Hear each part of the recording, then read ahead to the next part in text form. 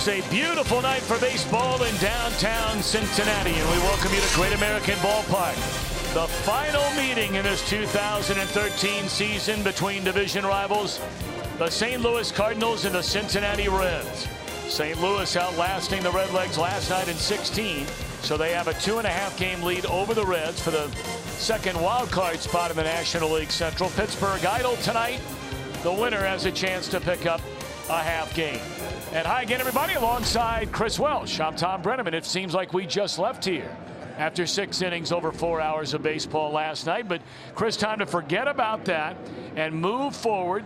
The final time this year these two teams will meet. Well, you're right about that, and it's kind of strange that you would put it on the shoulders of Tony Cingrani, a rookie that has had 16 starts so far this year. But when you look back on the season totals between these two teams, you wonder really what happened to all the chances maybe the Reds had earlier in the year. The St. Louis Cardinals lead the series 11 up against 7 down against the Reds. Reds have been pretty good at home. They have not been very good at all in St. Louis, and you can see the difference why. The Cardinals have scored more runs. The Reds' earned run average has been very bad. But they've played them a lot better lately, and they've gotten better pitching lately, and that's why you're hoping that Tony Cingrani can kind of pick up right where he left off. 16 games he started this year. He's been an impact pitcher really ever since he first came in for Johnny Cueto. That high fastball has been able to really weave his way right through National League hitters. You're essentially throwing it about 80% of the time. You hope that his back is okay. He had to leave the game the last time he pitched against the Arizona Diamondbacks, and he says he's okay, but until you get out there and pitch in live action, you really never know. Reds are going to get a look at Lance Lynn. He has been a very dependable starter for this Cardinal team over the last couple of years. He started out again this year like he did last year, Chris. Lights out, 13-game winner. But lately, not so good. Oh, you're right. He won 18 games last year, Lance Lynn. He was one of the most run-supported pitchers out there in all of baseball. But he's hit a bump in the road. He's lost his last 4 decisions. He's not thrown the ball very well overall over those last 4 or 5 games. But he has a pretty good record against the Reds. The Cardinals are looking for him, young 25-year-old right-hander, to carry him. The Reds are looking for Tony Cingrani, a young left-hander, to carry them. And the Reds welcome back into the lineup tonight. He's come off the bench the last 2 games with pinch hit singles. But back in that lineup, and that's a former Cardinal, Ryan Ludwig. It's nice to have him back. We'll talk more about that in a moment.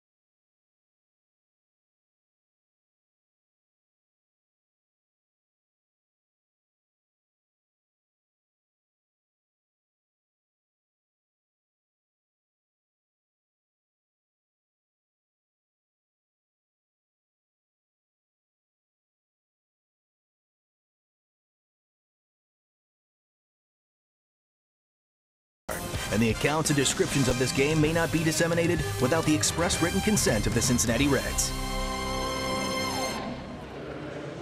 Perfect right now. What about the weather later on? It's brought to you by Tri-State Orthopedics, and here's Josh Knight from the WKRC Weather Department. Heading on to the ball game tonight, we've got another beautiful forecast for you. Weather not going to be an issue for the players. Temperature-wise, just a little bit warmer, mostly sunny and 79 around first pitch. Halfway through, we're right around 73. Clear skies take over, and then heading for home right around 69 degrees. Gets cool, but that's about it. Josh, thank you. Nothing cool about Ryan Ludwig's bat right now, Chris. He swung the bat quite well. I think you can say the same thing about his attitude right now, Tom. This is a guy that just burns to beat the Cardinals. He was once a Cardinal. He very much wants to make sure the Reds are able to take this final game of the 4-game series.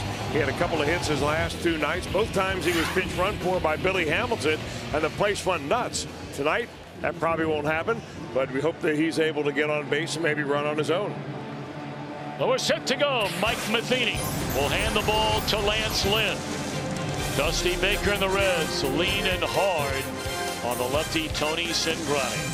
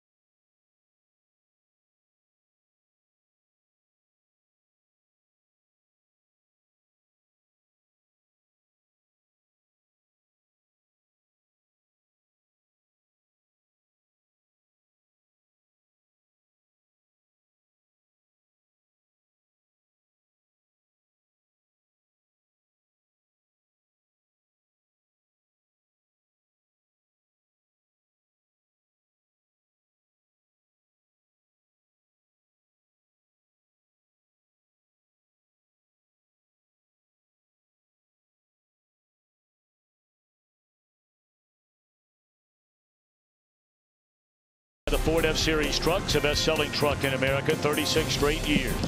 By the Cincinnati USA Regional Tourism Network. Book your stay at CincinnatiUSA.com. And by Skyline Chili, feeling good. It's Skyline time. Feeling good on a beautiful Thursday night in Cincinnati, Ohio. Reds have taken the field. Cardinal lineup under a native Buckeye. Grew up outside Columbus, Mike Matheny. Matt Carpenter, second base back there tonight. Shane Robinson at center. Matt Holliday in left. A lot of changes tonight for the Cardinals, resting some of their regulars. Beltran in right, Freese at third, Matt Adams at first base after the injury to Alan Craig. Tony Cruz for Yadier Molina, Ryan Jackson for Daniel Descalzo, and Lance Lynn on the mound. Well, the Cardinals don't get a day off, and they're maybe going to rest some of their players because they go home to take on the Pittsburgh Pirates after tonight's ball game. But first, they've got to contend with the dealings of Tony Cingrani. 16 starts. He's, of course, taken over that slot vacated by Johnny Cueto a couple of times. 6-3 record. Really outstanding numbers for a young man as inexperienced in the major leagues as Cingrani. His secondary pitches really have not been, or the lack thereof, have not been a factor at all. He just simply fires that fastball up there in the upper part of the zone, and hitters have yet to figure out how to get on top of it. All right, here we go. Matt Carpenter digging in and pitching in a game for the first time since August the 20th is Tony Cingrani. It's up and in, ball one. Laz Diaz behind the plate. Mark Wegner works at first base. Corey Blazer at second, and Tim Timmons, the umpire, at third. Carpenter has had an outstanding series. On base 4 times in the game here last night. His batting average stands now at .315 on the year. He had 2 hits in the second game and an RBI double in game 1. And Cingrani has missed and missed badly on the first 3 pitches of the night. Well, he's missed up and in, and that means you've got to slow your body down or speed your arm up. These are the kind of situations that for a young pitcher can sometimes be troublesome, because you've got to be your own pitching coach early on. You're not going to see Brian Price running out there after the first 3-0 count. You've got to figure out what to fix and do it right now. 3-0 becomes 3-2.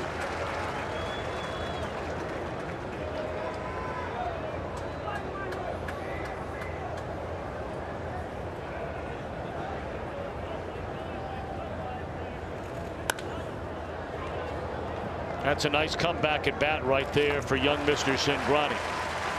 Really nice comeback. The Reds defensively presented by your Ford dealers. Ludwig back in the lineup, as we mentioned, in left field. Everybody else pretty much the same.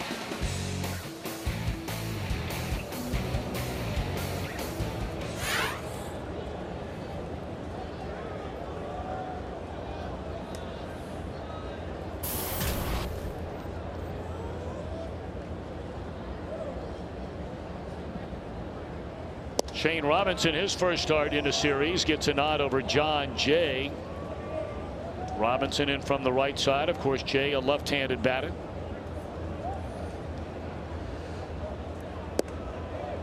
Two and 0.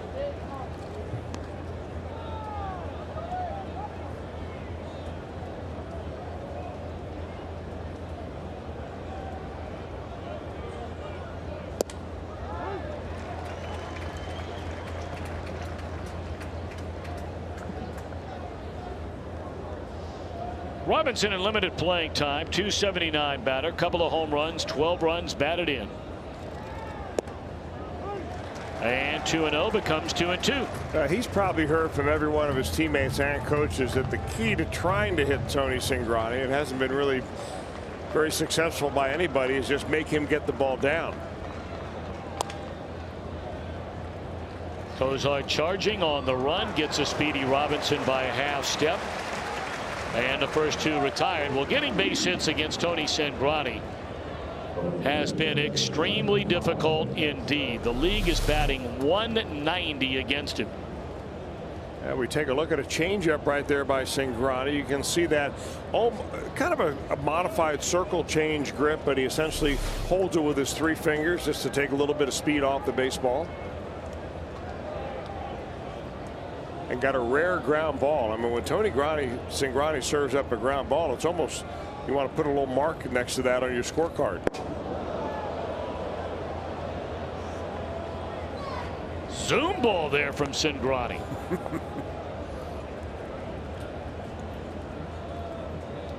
Every time I see one of those, I hear, we used to have a teammate a long time ago, he would always yell out, "You got one higher than that."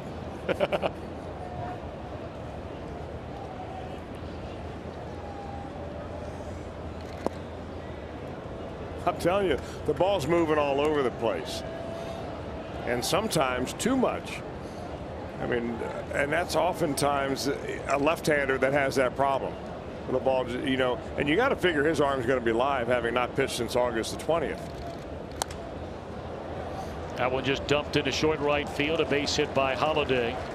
So he's a 2-out base runner here in the Cardinal opening inning, which will continue for Carlos Beltran. You notice this entire series the Reds have been pitching Holiday down and away, breaking balls, fastballs down and away. That ball got up, got in a little bit, and he was able to put the bat on it. I mean, didn't hit it hard, but he has not really done much damage at all when you keep it in the spot you want it.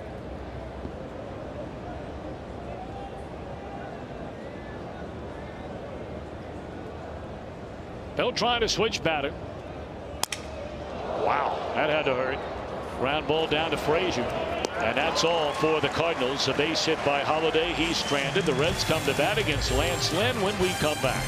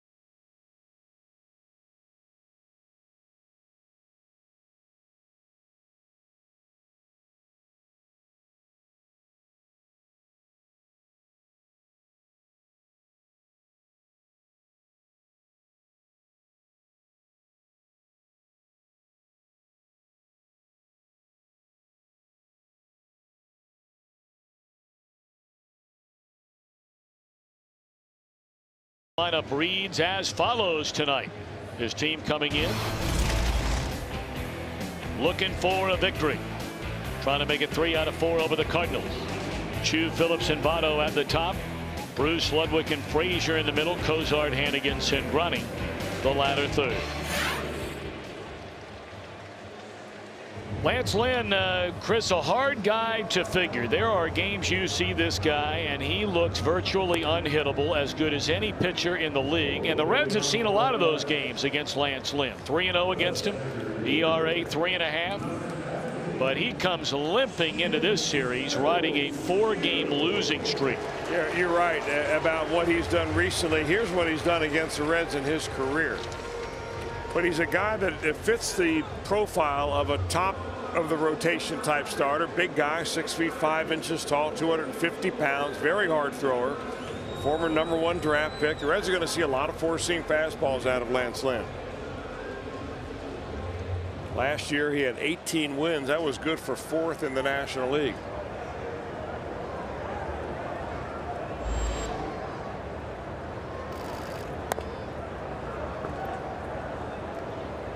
Shin-Soo Choo down a strike, a .285 batter with 19 home runs and 47 runs batted in.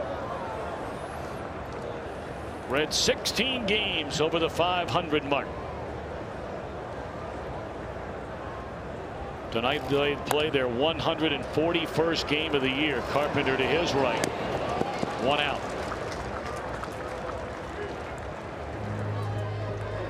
So many changes from what we've seen over the last week and a half. These two teams playing for the 7th time over the last 11 days. Robinson in center. Freese back in the lineup. Jackson in the lineup for the first time. And Cruz behind the plate.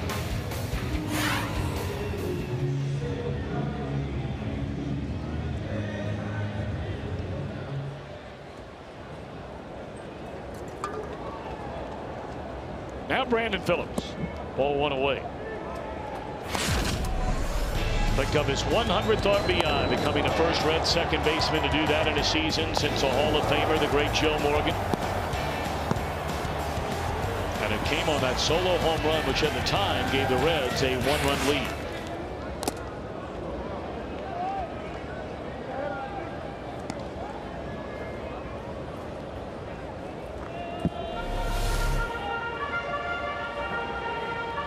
Yadier Molina getting the night off. He's been battling all sorts of little nicks and bruises and injuries.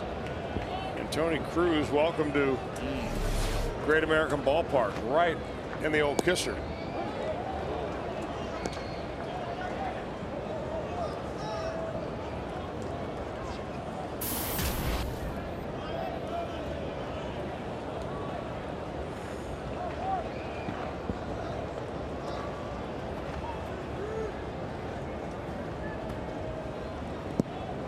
Pulled badly on a breaking ball there is Brandon, and the first two retired by Lance Lynn here in the first inning.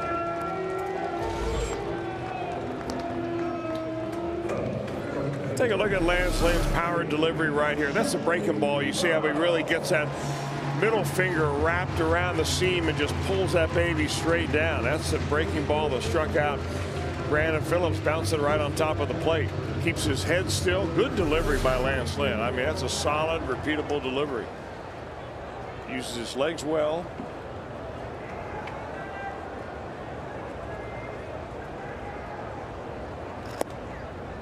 Joey Votto 0 for 7 in the game here last night. He has not reached base in his last 10 plate appearances, and that is his longest streak since September of 2011.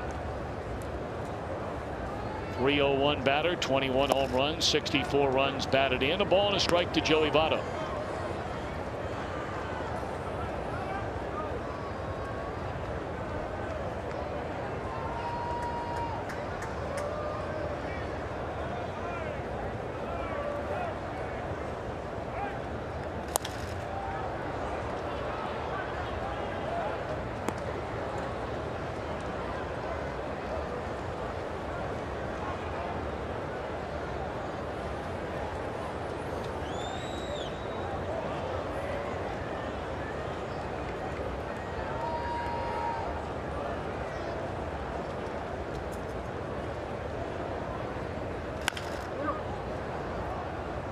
Foul ball, and the count remains at a ball and 2 strikes.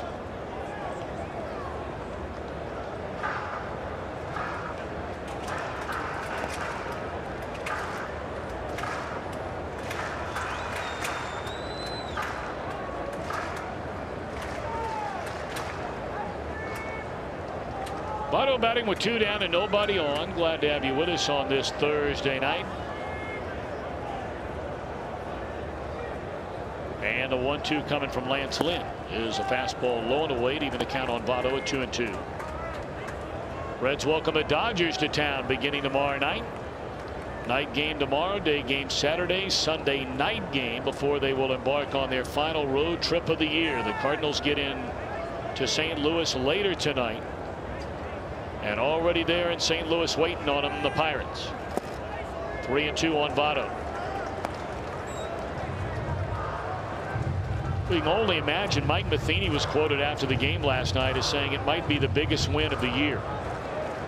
Because if they lose that game last night, they are coming into this one having lost 3 in a row in this series, 4 in a row to the Reds overall, and knowing with another Reds win, the Cardinals would be in 3rd in the Central. There's ball 4 to Votto. But by winning the game last night, they are guaranteed that they're going to leave town at the very minimum with a 1.5 game lead over the Reds, and obviously it goes 2 games the other way if they happen to get out of here with a win. Well, I think maybe part of that assessment by Mike Matheny might be that it was the most important win of the year for the Cardinals, but maybe one of the most disappointing wins of the year for the Reds, and those might go hand in hand. If you're going to beat a team the way the Cardinals did last night, you might want to make it one of your division rivals, one who's breathing right down your neck. Really hoping that maybe there'll be a carryover effect, that the Reds, who may stumbled over some opportunities they had last night, will now continue to stumble because they let that one get away.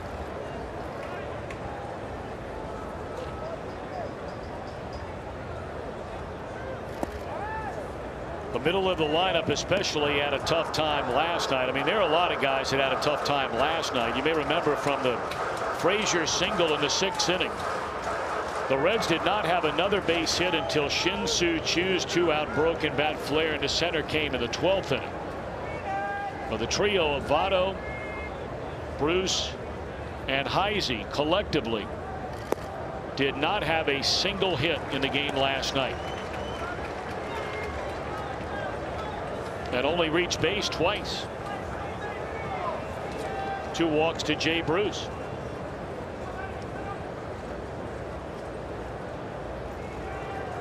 Good hitters count though for Jay right here and right now. 3-1 with Votto at first and 2 away. Back-to-back walks will give Ryan Ludwig a chance.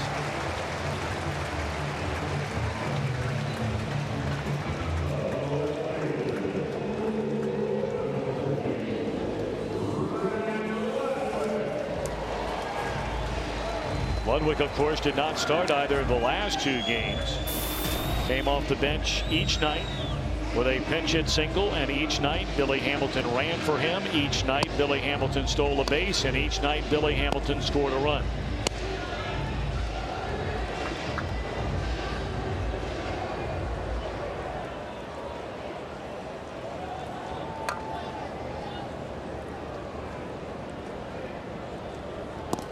You know, you never really know when you're going to get that quote-unquote swing at bat, the important at bat in a ball game. Last night, you can argue that it was the 3rd batter of the game. After the first 2 reached base for the Reds, Joey Votto struck out. Reds came up empty in that ball game, or in that particular inning. This might be the same type of at bat right here. If Lance Lynn can get out of it, he'll feel good about it. But if Ryan Ludwig can do something, put the Reds on the board, get the momentum going, this might prove to be the biggest at bat of the night here in the 1st inning. One thing the Reds have done, at least starting with Votto, is they've made Lance Lynn throw strikes. Looks like he's a little bit uncomfortable throwing the ball right over the plate. He's nibbling around the corners. This is one thing that gets him into problems. 65 walks on the year.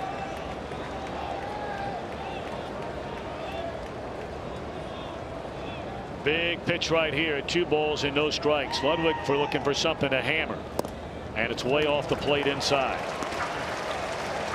Lynn's got a lot of movement on that little 2-seam fastball, but he's being much too careful with it.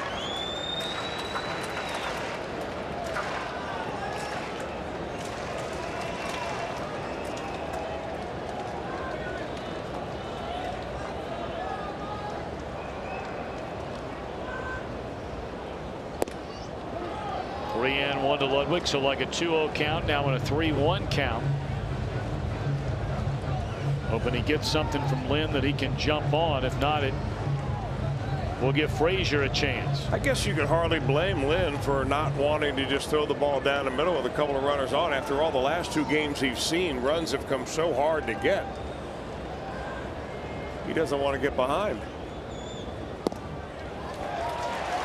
How about this? Retires the first 2 batters easily, Choo and Phillips, and now has walked Votto, Bruce, and Ludwig to load him up for Todd Frazier.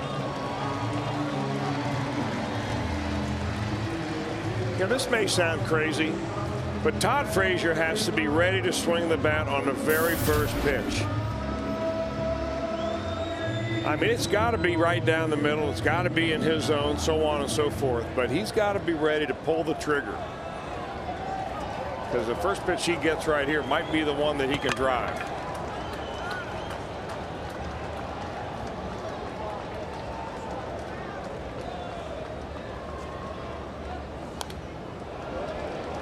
Got a fastball at 94. Took a hack, fouled it back to the screen. 0-1.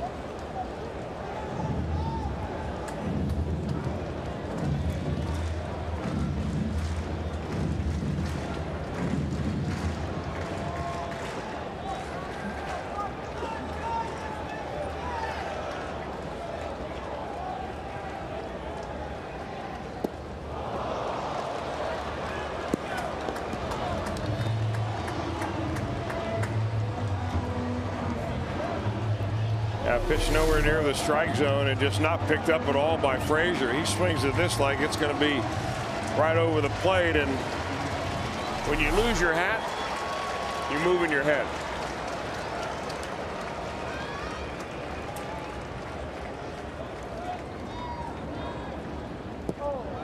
What a block by Cruz. That was not an easy pitch to block.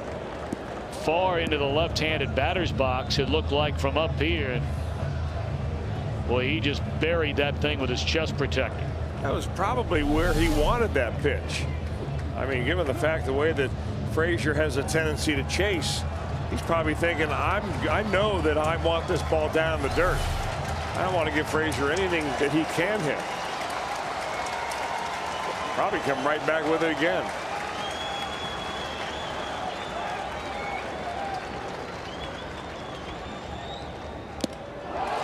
Got him on a fastball up around his eyes, and the Reds leave him loaded in the first inning for the second straight day.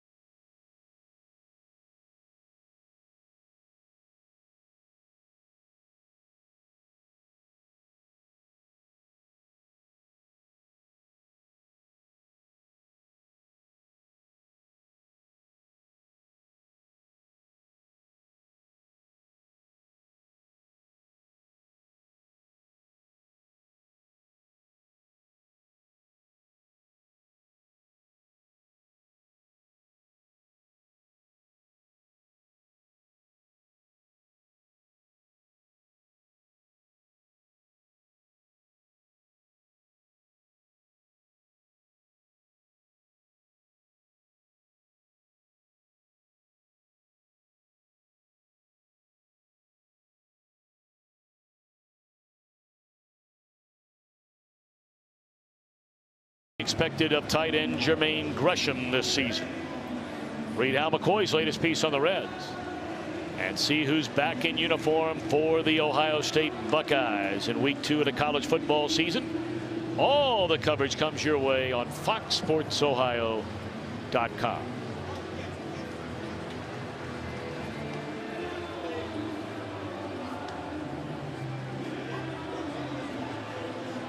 Tony Cingrani allowed a 2-out single to Matt Holliday, a little flare into right field in the first inning, and then shattered the bat of Carlos Beltran, who bounced out to Frazier, ending the first. So here in the second, he'll get a look at David Freese, Matt Adams, and Tony Cruz.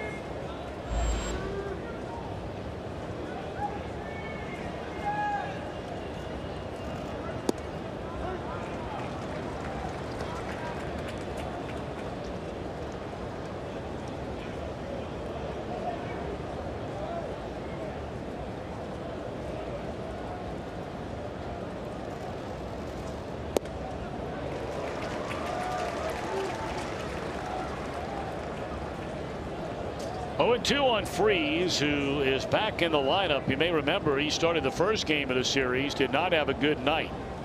And Matt Carpenter moved over from second base to play third the last 2 games. But Freese back in there tonight, a ball and 2 strikes.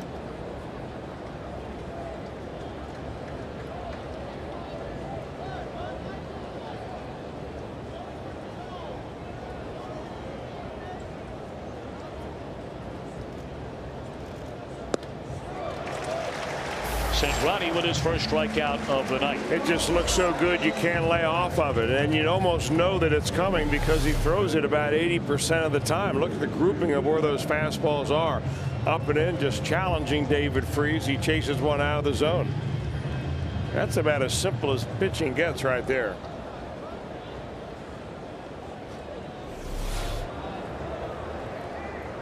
So now the native Chicagoan will set his sights on last night's hero. We saw history here last night, unfortunately for all of us, on the losing end of the game.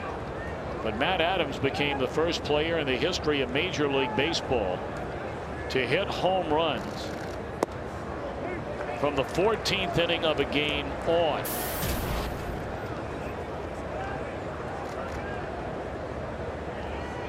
Home run in the 14th inning gave him the lead. Reds came back to tie it. And then a home run, of course, in the 16th inning, which proved to be the difference in the game. All of that on the heels, were it not for the injury to Alan Craig, Adams wouldn't have been in a game. Now, he might have come up, he would have definitely come up at some point in time as a pinch hitter. We know that. Well, they've been pitching him away and fairly successfully, but they got it over a little middle of the breaking ball over the middle of the plate. Logan Ondrusek throws a low fastball, and like a lot of left-handed hitters, he likes that ball down, and that's his wheelhouse. Fastball at 93, a strike 3 called, and that's all for Adams. You know, it's not the velocity for Tony Cingrani. It's the deception of having his arm kind of be so late. He gets his leg down, he's coming to the plate, and then all of a sudden the ball comes out of nowhere. And you see some of the oddest swings, some of the oddest takes against Cingrani because hitters simply don't pick the ball up until it's too late.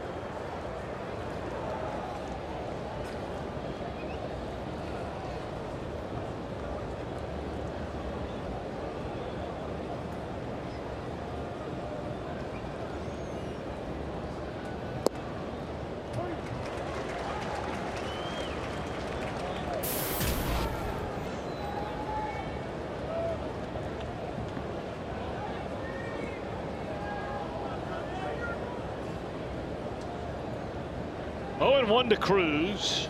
212 batter with a home run and 11 runs batted in. He's seen a lot more playing time this season than he has in most of his time spent in the major leagues, and that's because, of course, Yadier Molina had a stint on the disabled list. Molina coming back just a couple of weeks ago.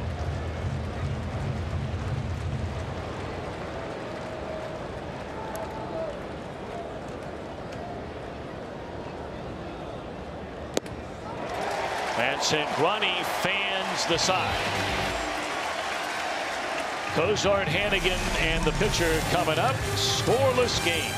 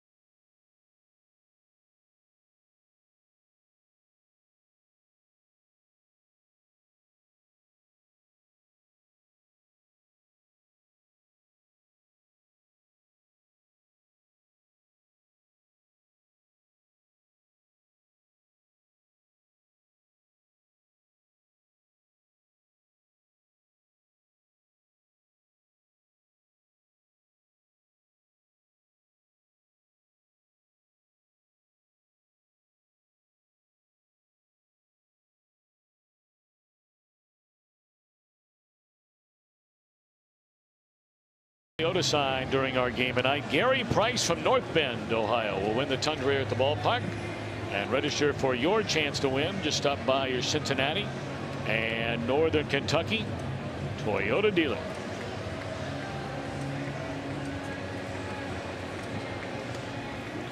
No score. Reds bat in the second inning. Here's today's IGS bringing the energy. How about the numbers of late during this 9-game hit streak for the Reds shortstop? Just about 390 for Cozart. Bottom of the order, remember. He's been batting up the number 2 spot a lot of the season. Moved him down, got his eye. He's gotten some benefit of some hits dropping in there. But overall, really hitting the ball just so much better.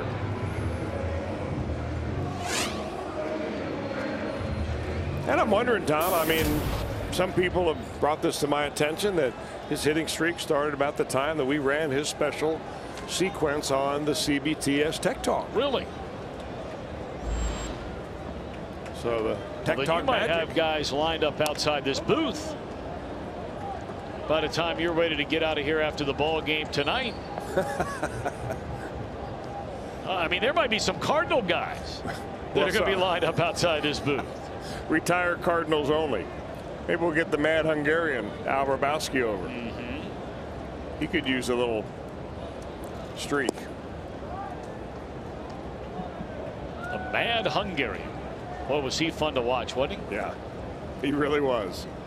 I mean, there was one of the real characters of the game, and I don't think he was necessarily doing it to be a character of the game, but he just had so much fire about him and wasn't afraid to show it. Every pitch, there he is on the left. He still has the Hungarian mustache. Yes, he does. But now it's white. And I can say that because mine's turning the same color. It's not a shot. Dan McLaughlin, he's a sidekick over there. Of course, there they are. Look at the Mad Hungarian. The Mad Hungarian used to go behind the mound between pitches, get himself all psyched up, pound the glove, turn around, get on the mat, and he would be ready to go. And he was a darn good closer. Sure was.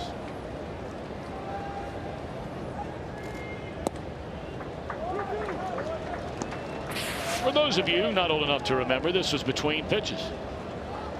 He'd pound that ball right into the mitt, climb up the back of the hill, and stare right down the barrel and ready to go to work. That was pre-mustache and goatee days. Just beginning to grow the mustache. Ray Knight coming up empty on that one. High fly ball lifted into right center field where Beltran calls off Robinson, and Cozart retired to open up the second inning. Just joined us, the Reds got 3 walks with 2 outs and left them loaded in the first. Between innings, they were singing happy birthday to the Cowboy, who has his 50th birthday today. I want to say, Cowboy, happy birthday to you, but you take second fiddle to my family anyway. I want to say happy birthday to my daughter Grace. Oh, very who nice. We welcome her to being a teenager today. Man, happy birthday, Gracie. And this is about the time when Dad has forgotten everything he's ever learned when they become teenagers. So happy birthday, Grace. I love you. And happy birthday to the Cowboy. Number 50. You know, I get to thinking about the grade 8 coming into town this weekend. Chris, there's a 2-hopper, played well that time by Freese. He had one of those get by him the other night.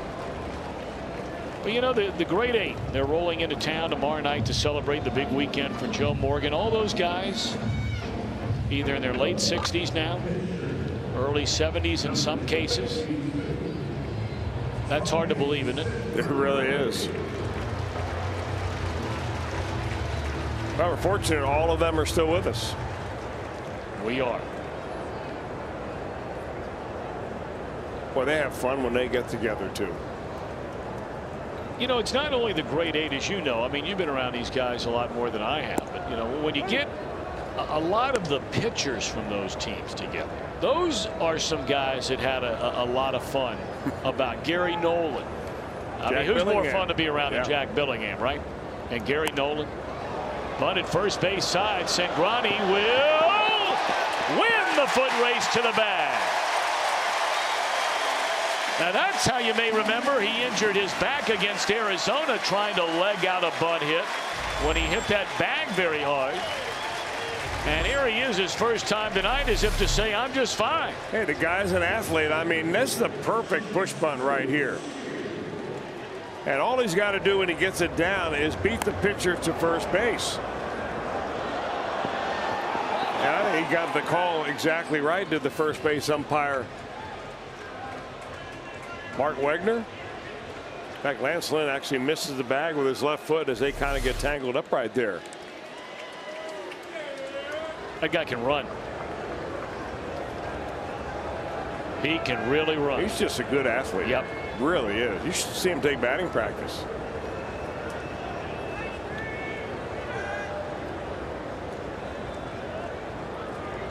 Now Shin-Soo Choo, he bounced out to Carpenter, leading off the Reds' first inning and behind strike one here.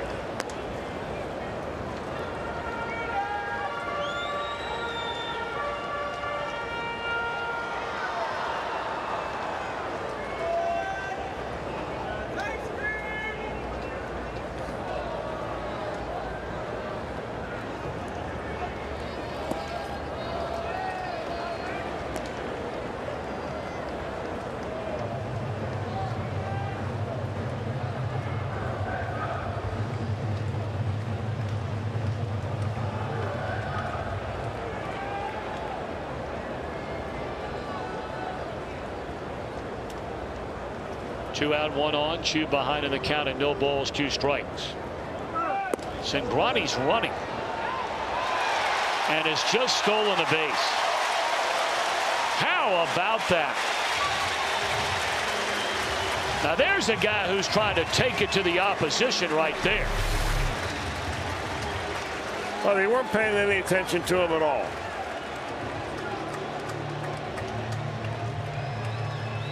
And he can run. You know, just goes to show you, spend a couple of nights on the bench with Billy Hamilton. Next thing you know, you think you're Maury Wills. Or you think of Billy Hamilton. Or Billy Hamilton. Boy, you gotta love it though by Cingrani. I mean, he's come out here to play here tonight. And it is play, not just pitch. 2 balls and 2 strikes on Choo. You know, and if you really boil it down by the numbers, Lance Lynn is one of the toughest pitchers around to steal on. Coming into this ballgame, he'd only given up 3 stolen bases all year long. That's in 28 starts.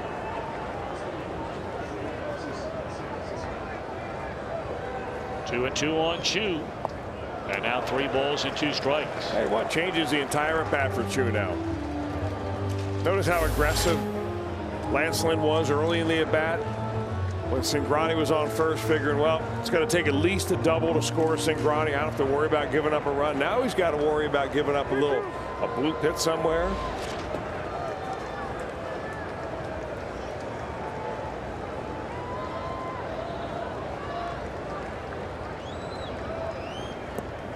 And nowhere near the strike zone, and Cingrani going to advance on to third. That'll be ball 4, a wild pitch. And now the Reds with another scoring chance, looking for that 2-out hit. Well, Lance Lynn's got to be asking himself, how did I get here anyway? You've got 7, 8, and 9. You give up a base hit, bunt to the pitcher because you were a little bit late getting off the mound. He steals second on you. And now you got first and third with a guy that has driven in 100 runs.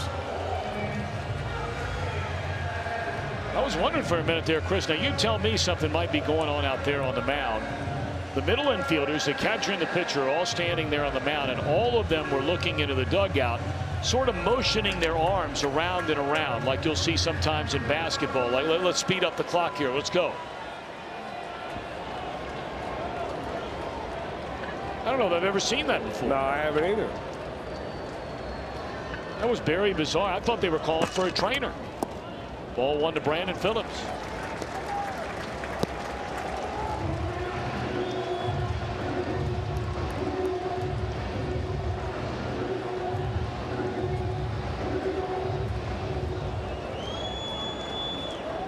Reds got 3 straight walks with 2 outs in the first inning. Todd Frazier struck out to end the inning. First 2 retired here in the second. Bunt hit by Cingrani. Steals a base. A walk to Choo. Tapper in the hole. And the throw goes into second, and they can't handle it. And the Reds have a 1-0 lead.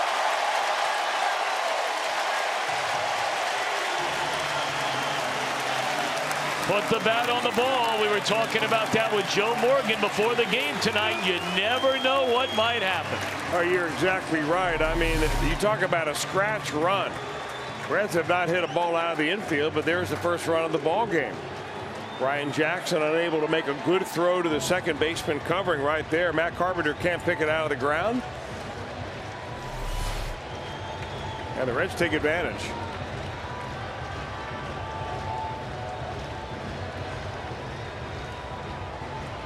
And Derek Lilliquist is the pitching coach. He's going to go out and try to settle down Lance Lynn. One of the things that has really earmarked the last few starts for Lance Lynn, where he's been tagged with losses, is big innings. And maybe before it really becomes a big inning, Derek Lilliquist wants to go out there and try to settle down his right-hander.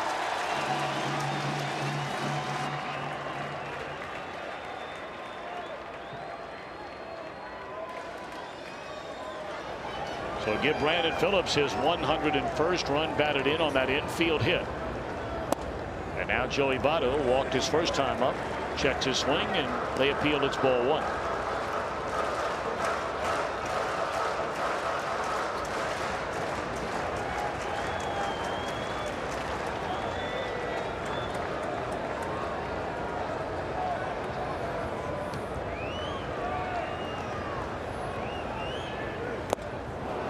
Big swing and a miss. A hearty cut by Votto. A violent cut by Votto. We've not seen a lot of those of late. Yeah, and a big cut by Votto. Sometimes the bigger you swing, the slower you swing, because you're getting your body moving too much instead of your hands. He really gets his body into this one.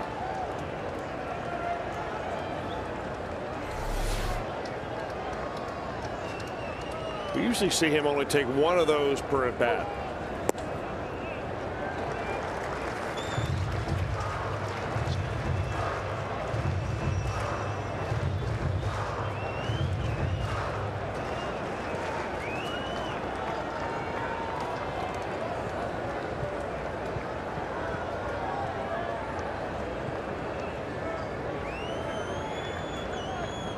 Two and one to Joey.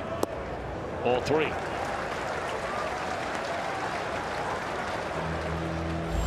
I mean, Lance Lynn, just the body language alone, you can tell he's really fighting it. As far as his confidence goes right now, he is almost doing everything he can to hand you a 3-run inning. Question is, can you get the one big hit to produce that 3-run inning?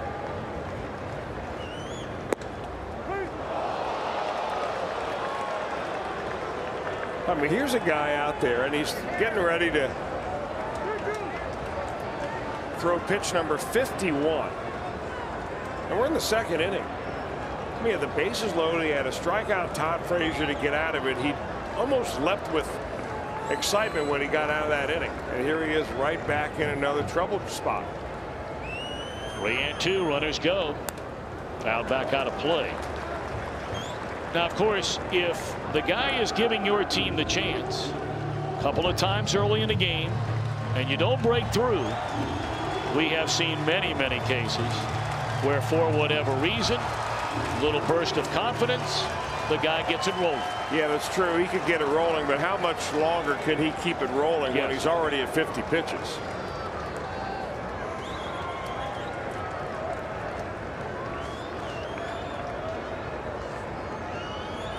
Three and two once more on Joey Votto. You can almost feel the tension in this ballpark, almost emanating from the Reds dugout. I don't think it's overplaying the hand at all to say the Reds need Votto to get going. They need this guy to hit if they're going to go where they want to go.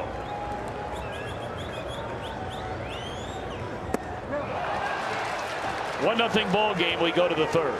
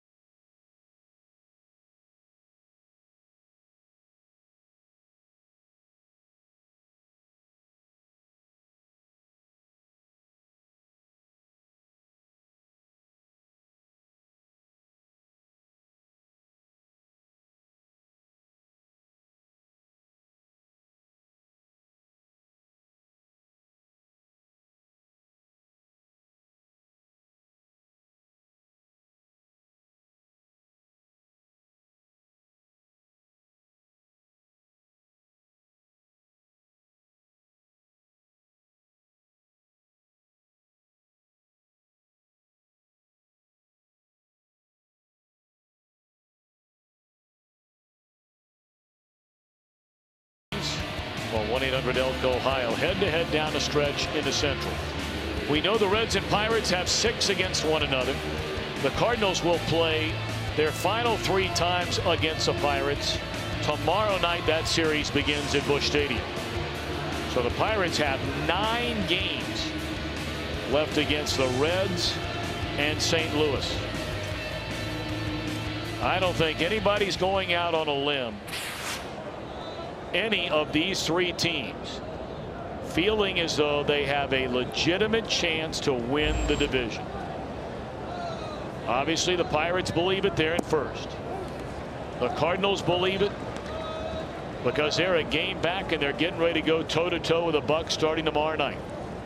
The Reds believe it despite being 3.5 back with this one here tonight and 6 against the Pirates to do something about it nose to nose.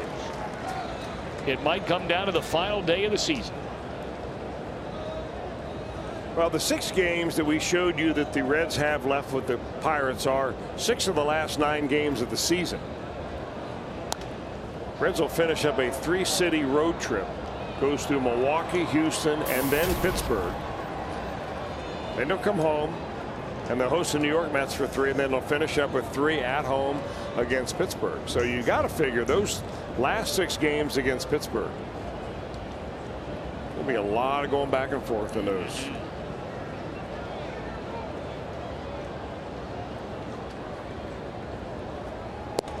Cingrani coming off an inning where in the top of the second he struck out the side.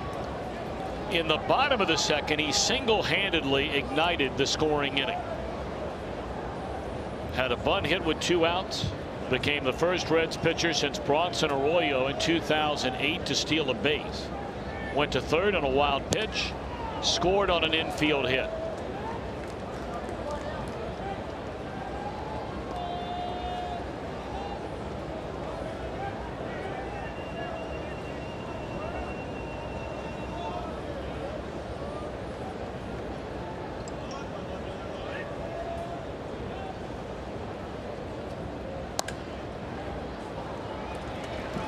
Lotto will take it himself, 1 out.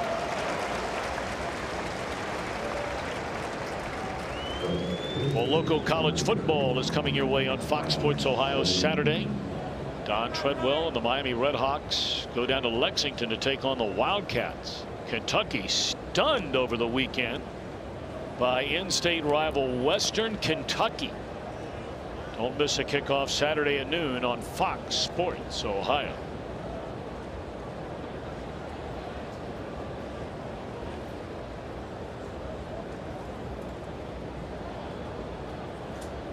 Lance Lynn will bat with 1 out, none on.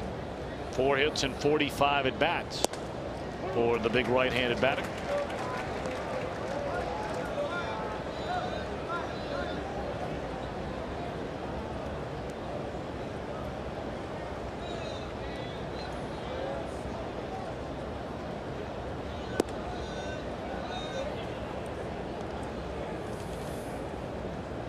Another big series getting started tonight. The Red Sox and the Yankees teeing them up in the Bronx.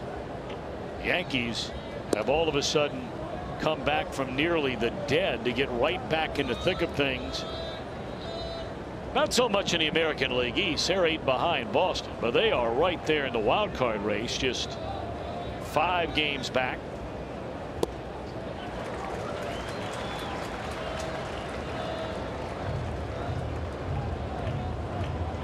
And that's 5 games back overall.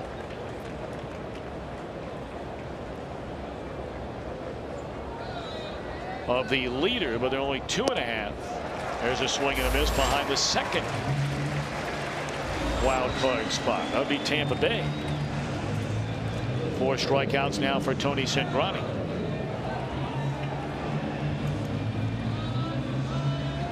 As always, coming up later tonight, we'll have our Miller Time moment brought to you by Miller Lite.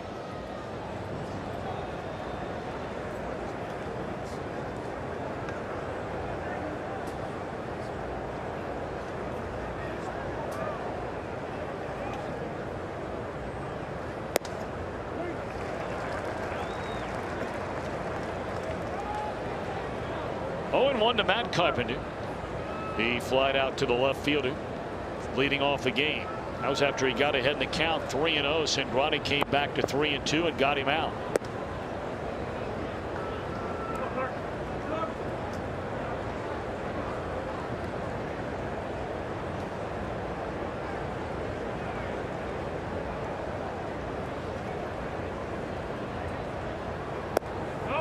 Beautiful pitch on the outside corner, knee high to get ahead 1-2. Of course, Cingrani's delivery really looks under control now.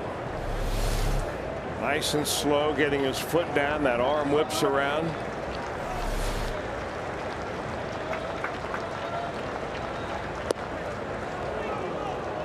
And you notice his follow through. I mean, he follows through and then has a little bit of a jump step where he kind of gets himself upright, almost a recoil. Not falling off towards third base, keeping his head behind the baseball. Good night. Good night is right. 5 strikeouts of the last 6 he's faced for Tony Cingrani.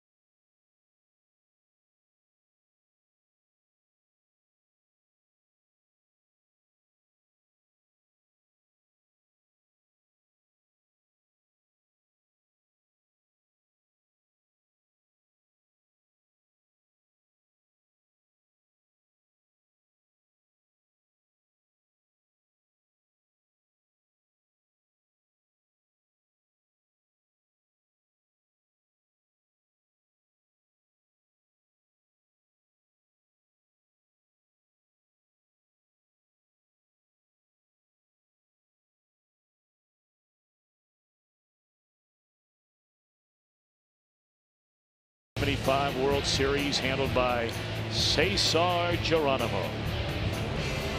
George Foster, Tony Perez, there's Pete, Johnny Bench, all of them. Carl Yastrzemski, the final out of that World Series. How about all the Hall of Famers that played in that World Series? Amazing. Really amazing. Be a good trivia question, actually.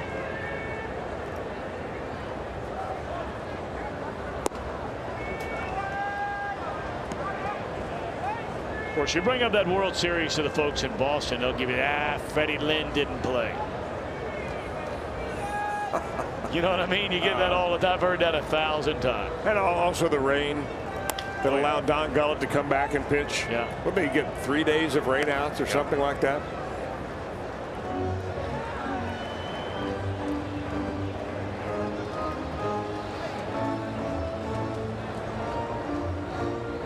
You know, when I say about all the Hall of Famers that played in that World Series, I mean, I'm just thinking off the top of my head right now, and maybe you could help me here, Chris, as Bruce has gone on strikes to begin the inning.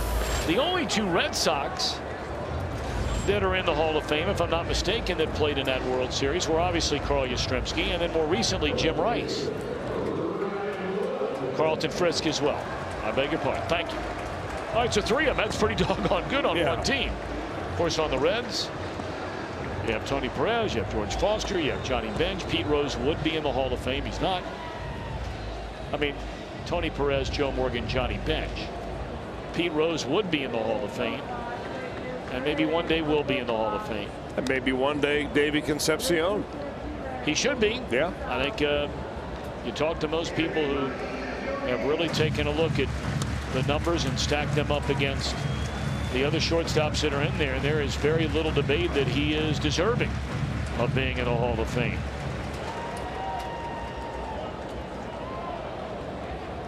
Oh, and 1 on Ryan Ludwig.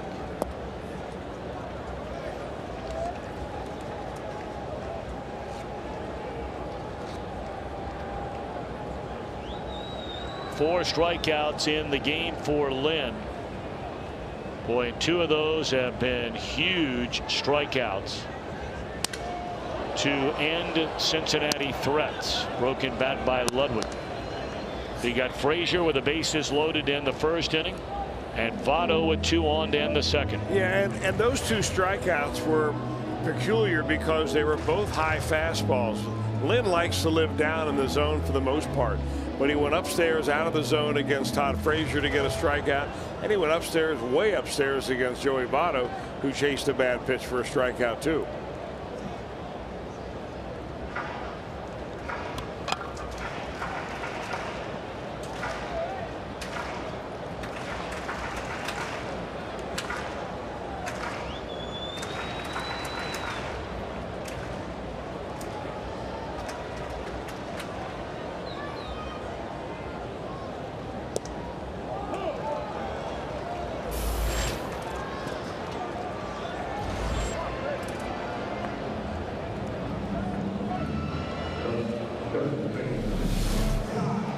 And Ludwig goes down, and after having a good rip on an inside fastball, he gets fooled on that one. That little comeback fastball right there looked like. Every once in a while, Lance Lynn will drop his arm angle just a hair and give himself something different, a different look to the hitter. Frazier launches one into the night to make it a 2-0 Reds lead.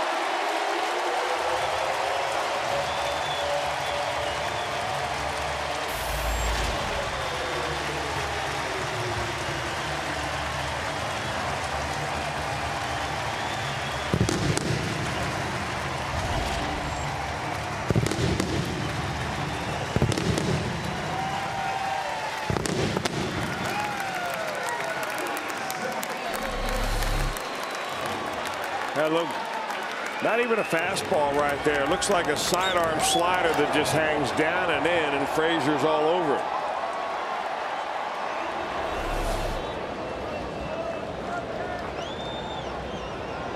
I would imagine Derek Lilliquist and Mike Matheny must be sitting down there in that dugout and wondering what in the world is going on after the first 2 batters are out in an inning. In each of the first 3 innings tonight, Lynn has retired the first 2 that came to the plate.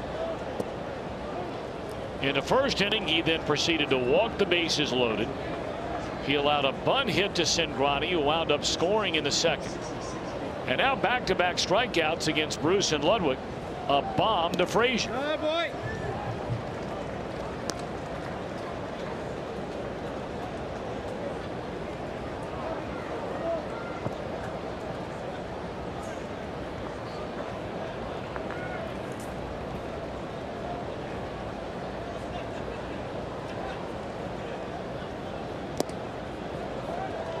Come on, babe.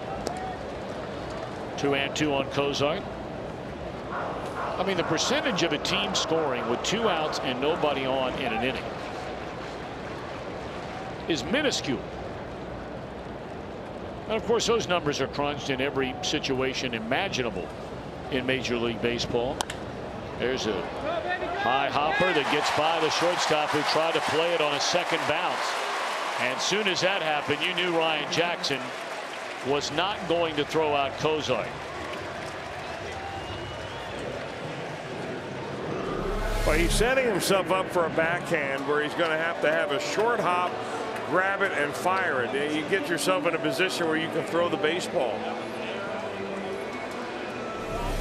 And that's just one way of playing. Another play would be just to try to rush it as hard as you possibly can and kind of make the play, throw it on the run as if a third baseman were making a slow roller play.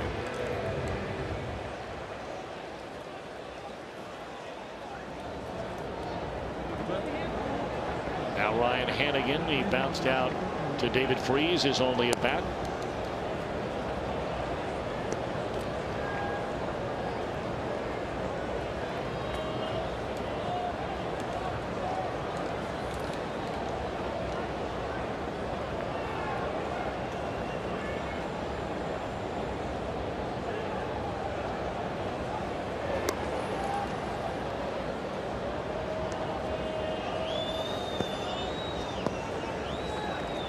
"65 pitches through 2 2/3 innings for Lance Lynn. And yet he's only down 2-0. Now granted, he may not be long for this game with where his pitch count is right now, but well, this is the kind of outing that can simply wear you out. You throw this many pitches in 2 innings. You don't have much break in between your pitches like you. I mean, you throw 65 pitches over 6 innings. It's no big deal at all. But he's got to be just worn out right now. Every time he looks up, he's got a runner on base.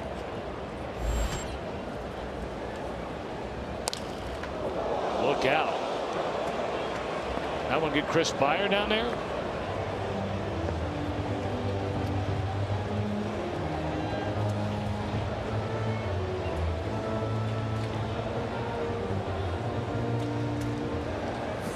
They're pointing him out.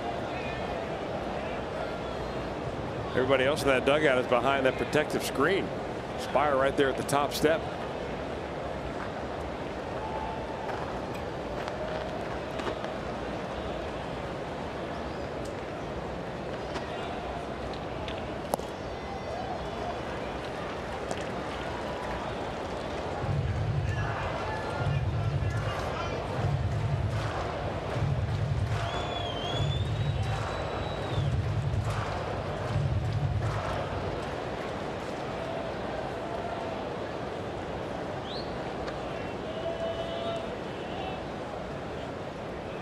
Kozar to lead at first, and they throw over once more.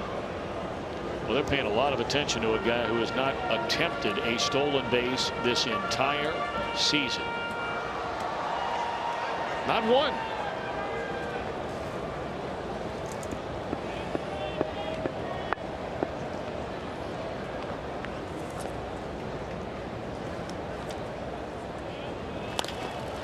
Tapper to short. And that's all for the Reds. But they add on to a 1-0 lead thanks to a solo home run by Todd Frazier. End of 3. The Reds with a 2-0 lead.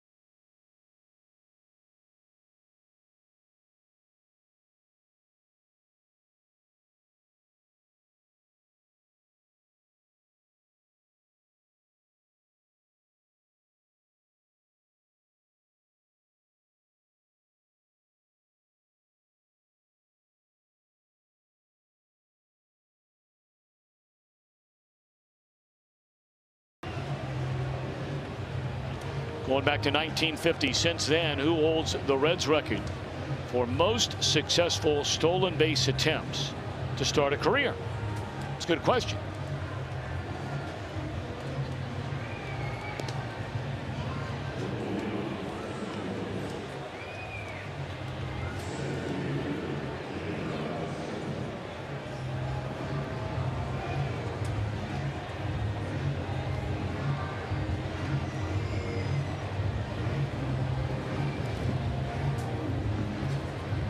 So I'm sure most of you understand the question, but for those of you like me that sometimes wrestle with this kind of thing, that means you start a career, how many stolen bases did you have before you were ever thrown out? That's a question. What's a Reds record since 1950?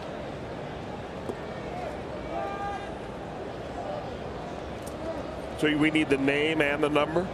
I don't think the number. I think we're just looking for the name. Is that correct? That's correct.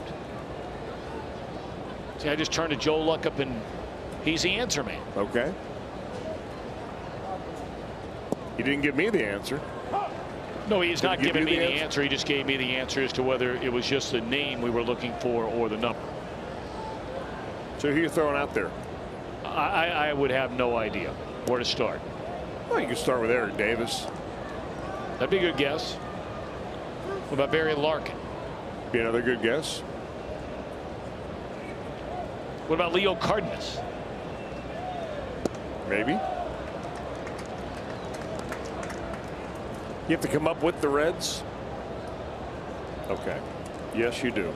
Oh, you have to come up with a Reds. So you couldn't have played for somebody else and then started your Reds. See, now we're really. Now you eliminate Joe Morgan, for instance. That's right. There's ball 4 to Shane Robinson, and Cingrani clearly frustrated with a couple of those pitches and with the home plate umpire Laz Diaz.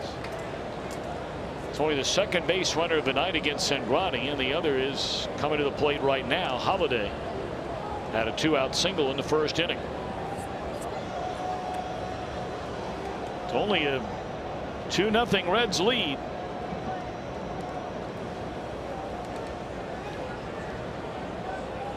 So the tying run steps into the plate. And that's Holiday, and he fouls it off out of play first base side.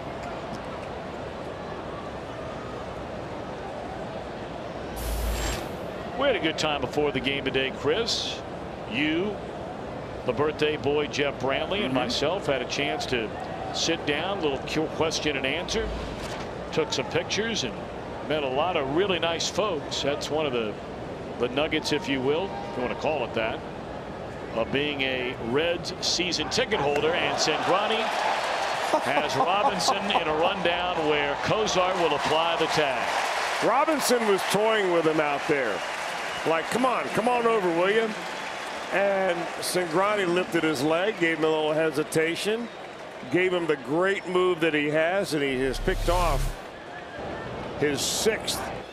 I don't know whether this is going to be a pickoff or a caught stealing. In my book, they're the same thing, but that is 11 on the year. Either pitcher picked off or pitcher caught stealing. You see the little dance action over there by Shane Robinson. Very doubtful he's going to be two-stepping off the bag the next time he gets on there against Tony Cingrani. And he might be two-stepping with a little bit of hearing loss. I mean, Cingrani's allowed 4 stolen bases, and 16 have been thwarted. 5 by catchers throwing them out, 6 by picking them off, and I call that a pickoff, and 5 by pitcher caught stealing when a guy takes off and you throw over. I mean, that's a shutdown. Maybe it's something about that slot in the rotation, because you couldn't run on Johnny Cueto either.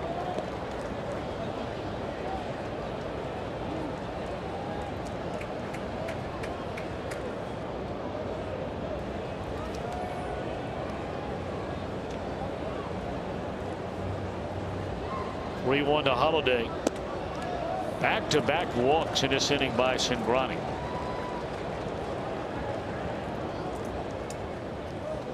Well, let's take a look at this walk. Pitch by pitch, brought to you by Mazda.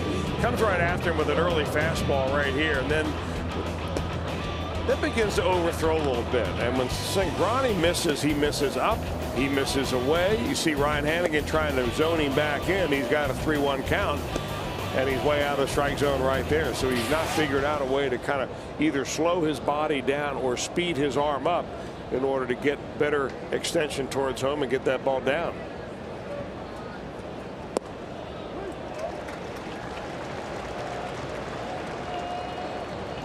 Strike one to Carlos Beltran. He bounced out, broke his bat on a ground ball to Todd Frazier, his first time up.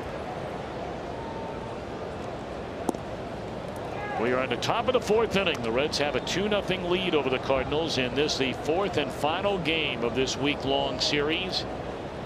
Reds winning the opener behind a complete game, spectacular pitching performance from Matt Latos. Homer Bailey equally as dominant in his 7 innings. In fact, did not allow a run. Reds won that one 1-0. And then the marathon here last night, 16 innings and a 1-run St. Louis win.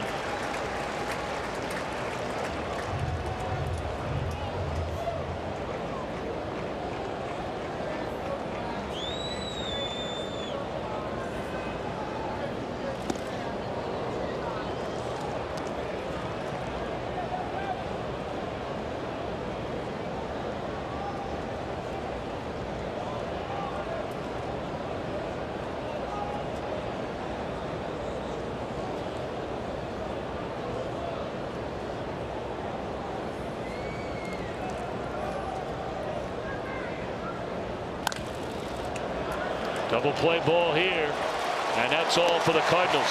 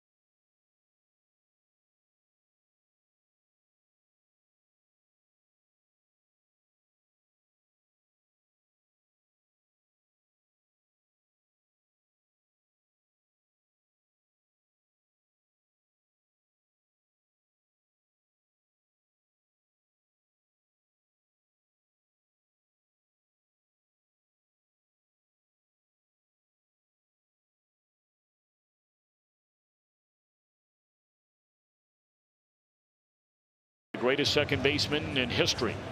We have the post game where the great 8 will take the field together. That'll be the first time that's ever happened in this ballpark.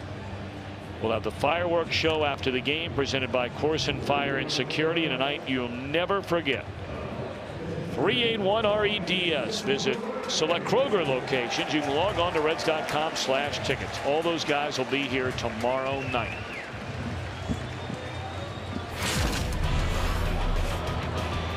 How about this bunt by Cingrani in the second inning? All he's got to do is beat Lance Lynn in the bag. He does by a hair. Ends up stealing second base.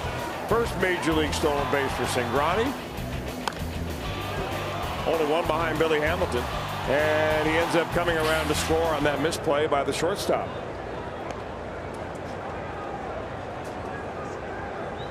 Did you just say only one behind Billy Hamilton? I did.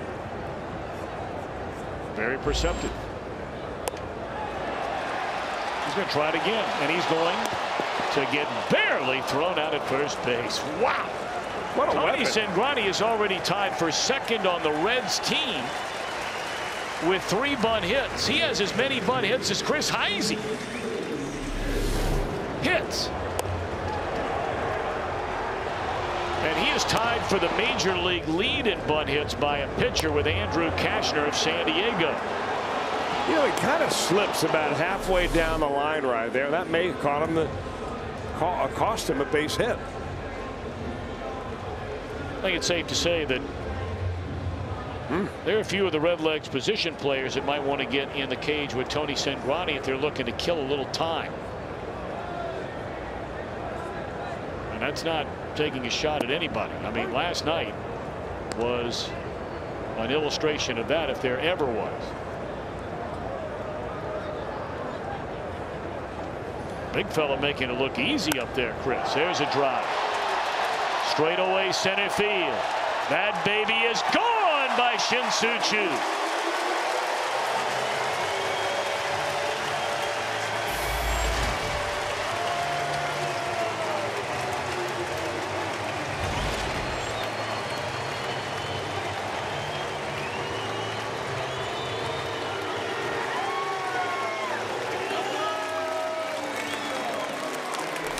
Well, it came on a fastball. Choo gets one that he just drives in. Lance Lynn supplies some of the power. Choo stays behind it. And we've seen a couple of home runs. That's an impressive one right there. The one that Todd Frazier hit was a long ball as well. Home run number 20 for Shin-Soo Choo on the year. And now Brandon Phillips. Reds lead 3-0.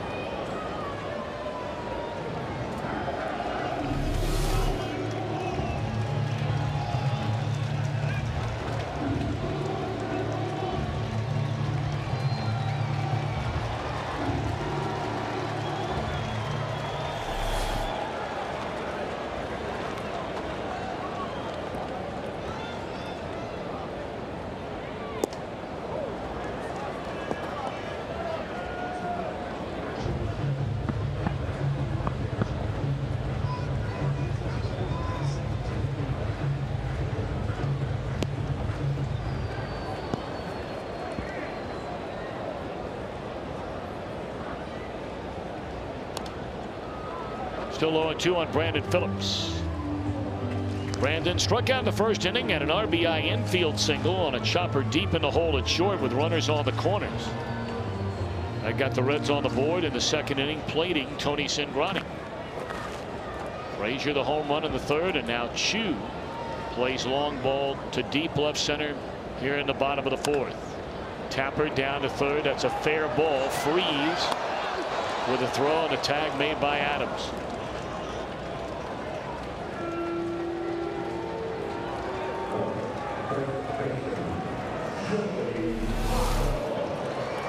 Now Freese planted the line anyway, and he goes back to backhanded.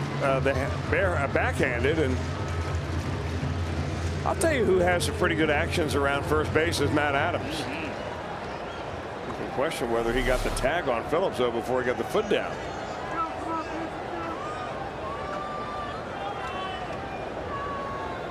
You talk about it from time to time when you'll see a pitcher or a catcher make that throw up the line that sort of tails into foul ground as the first baseman's coming over.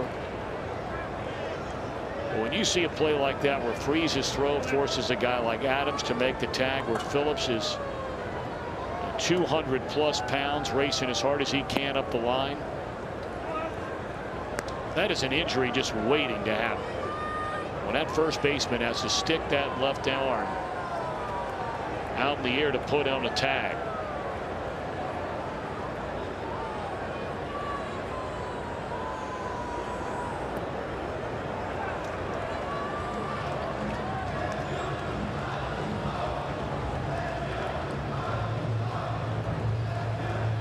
My buddy John Browdy reminds me that wasn't that Cliff Floyd who really had his career derailed on a similar type play. Yeah, exactly right.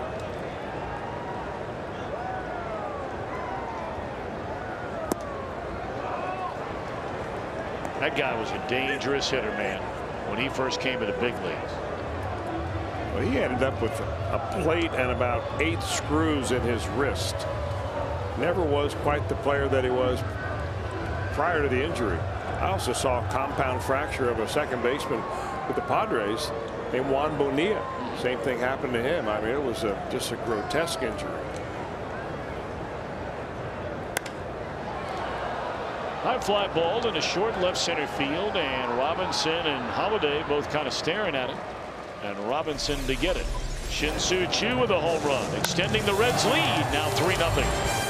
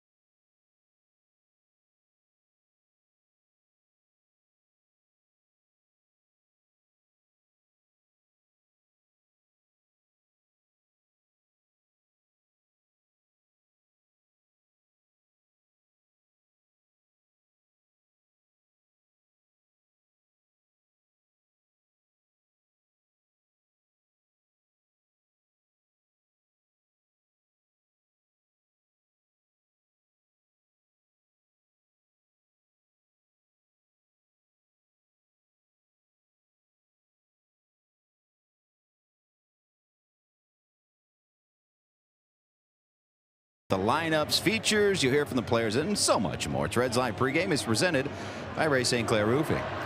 Jim Day with you. Reds lead 3-0 over the Cardinals, and last night Matt Adams, the lefty, hit 2 home runs, obviously in extra innings. Reds didn't have a left-handed pitcher to face him because Manny Parra was not even at the park yesterday. He was at home with his wife, who gave birth to their first child, Alexander. It was a boy.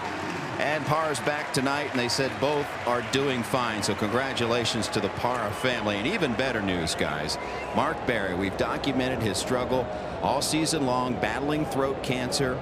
He's back at third base. He's been back there for some time. But anyone that's battled cancer or been around anyone that has battled cancer knows that once you go through treatment, you have to wait a few months, as there's a deep one, which is going to fly out of this ballpark. But guys, got to finish this story because of Mark Berry.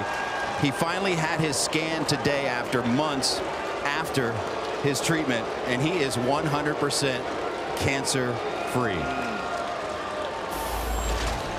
That is great news indeed on both fronts. Not so good news on the home run by Freese, but great news on Mark Berry, and congratulations to the Parras. There is no greater blessing in the world than the happy, healthy birth of a child, and it's their first. Nice couple too. Yeah. Kelsey and Manny, just wonderful couple. They were so excited all summer long, and we're just as tickled as can be that everything is a-okay.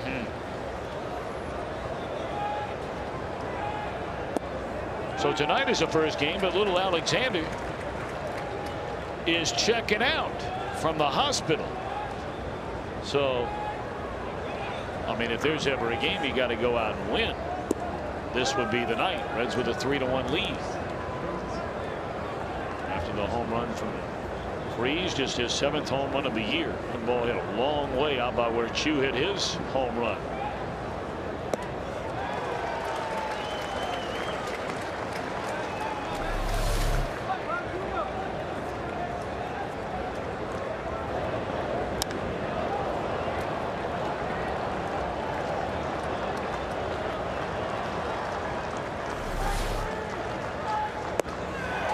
On swinging Adams, and that's 6 of those in the game for Cingrani. Adams probably would not be in this ball game had it not been for the injury to Alan Craig last night. Craig sprained his ankle, rolled over on it, coming around first base. They flew him back to St. Louis to have that ankle checked out with an MRI. And in the meantime, they bring in the slugger that hit a couple of home runs in extra innings last night. Really single-handedly won that game offensively for the Cardinals.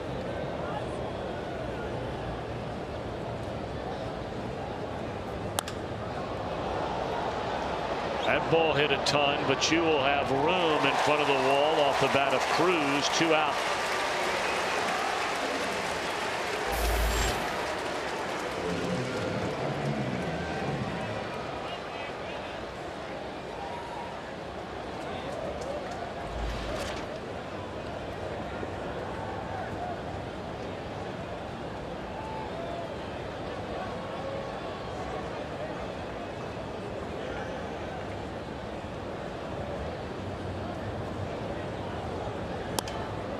And this should end the inning on the pop-up off the bat of Ryan Jackson. The Cardinals get on the board. The home run by Freese.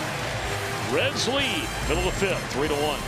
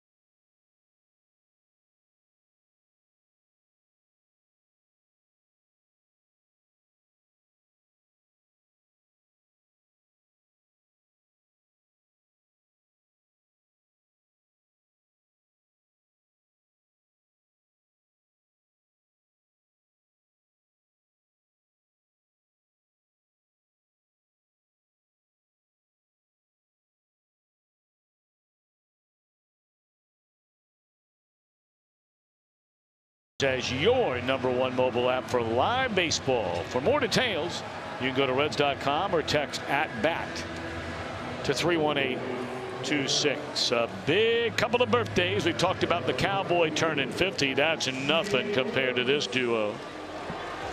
Happy 90th birthday to Bob Brunswick up in Maria Stein, Ohio. Bob is a quote-unquote shirt tail cousin to former Red slugger Wally Post. And then there's the big one. Agnes Frilling, Fort Loramie, Ohio. 100 years young yesterday. So Bob number 90, Agnes 100. Happy birthday. God bless you. Hope you're having a good day, had a great day, all the above.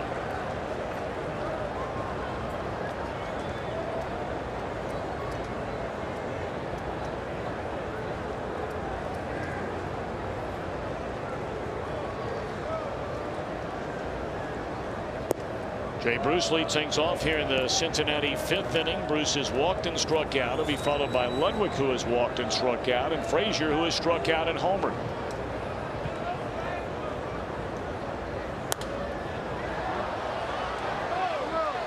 One and two on Jay Bruce.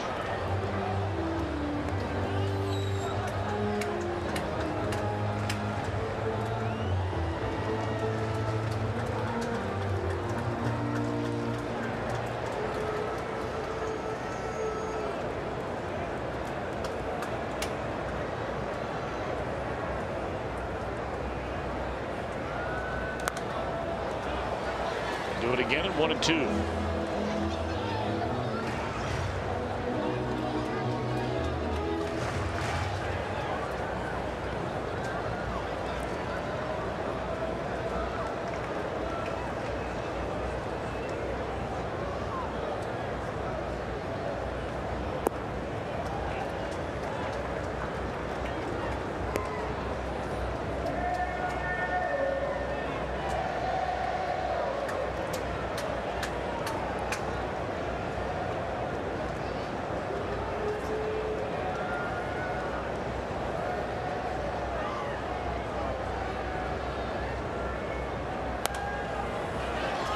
good battle going on here between Bruce and Lynn. Yeah, mainly with the fastball, too. Bruce is trying to spoil that running fastball that Lance Lynn throws and really has a lot of side-to-side movement. Sometimes I think, though, Lynn drops his arm so much, especially on the breaking ball, he doesn't give himself a firm front side on which to pull off of, and the ball kind of just spins up there. But the fastball's got a lot of run. Lynn is about to throw his 90th pitch of the game, and this is the leadoff batter in the 5th inning.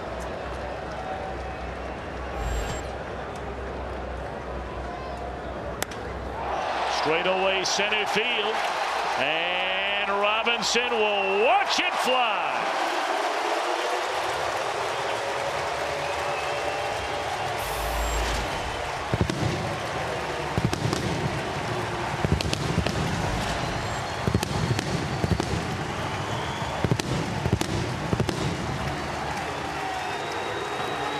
Reds back on top by 3, a 4-1 game. You know, the amazing thing about 3 home runs off of the Cardinal pitcher Lance Lynn is that he had only given up 10 or 11 coming into this ball game. He was very stingy with the long ball. But Bruce got extension right there, and 3 solo shots. 2 of them to the big part of the ballpark in center field. Jay Bruce home run number 27. His 89th run batted in. Yeah, this is the extension we're talking about when you get that kind of arm action, meaning you get way out there with it. Good solid follow through. It's only the 2nd time in Lance Lynn's career he has allowed 3 home runs in a game. The other time came on June the 24th last year against the Kansas City Royals.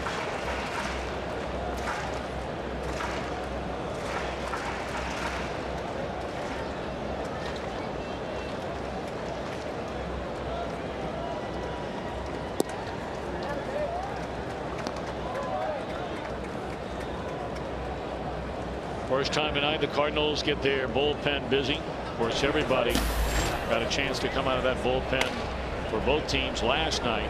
Seth Maness, he was a game 2 loser in this series in the 1-0 game, and Ludwig out of there swinging.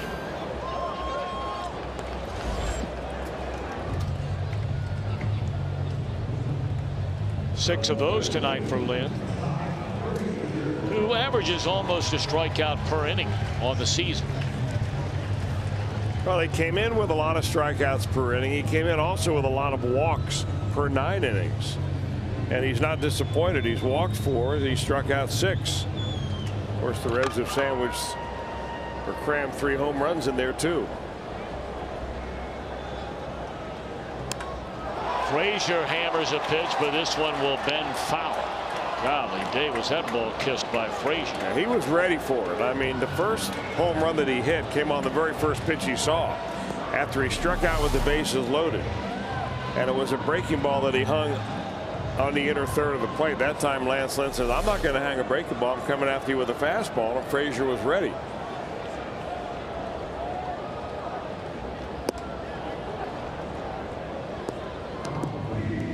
Oh, and 2.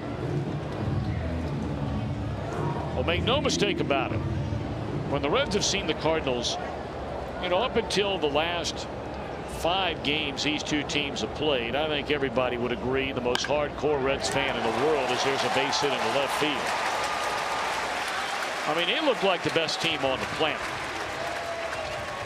They had just dominated the Reds in every way imaginable. They came in here and bludgeoned them in that series back in the middle of summertime. But right now,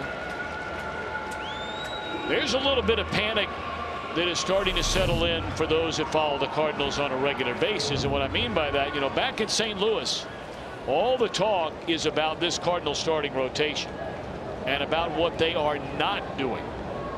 You know, Wainwright, the back-to-back games against the Reds, now certainly not a cause for panic. He is still among the elite pitchers in all of Major League Baseball, but some wonder, is he beginning to tire as this season is moving on? Only time will tell. What cannot be denied is Lance Lynn Here he is tonight. He's only given up 4, so he's not been hammered all over the ballpark, but he comes in having lost 4 in a row. They take Tyler Lyons out of the rotation. They put Michael Wacha in the rotation. He looked very good here the other night, obviously. He was a starter in that 1-0 game. Jake Westbrook coming off the disabled list. They hope to maybe put him back in that starting rotation. And quite honestly, he wasn't pitching all that well. And Shelby Miller's had a rock solid year, but not as crisp lately as he has been most of the season. Really, their most dependable starter has been Joe Kelly. Yes. Another young guy. And that's the other thing about that starting rotation with the Cardinals. They're so young. Hey, you really don't know what to expect when it gets right down to the end of September.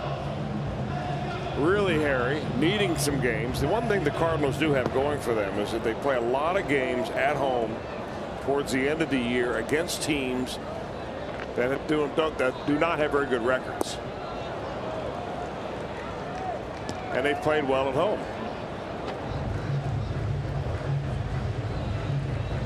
And not only are the people in Cardinal Nation talking about their starting rotation, they're also talking about their lack of offense. This team has not hit very much at all. They hit in spurts, but as this series has proven, they've not had the ability to score a lot of runs, especially hit home runs.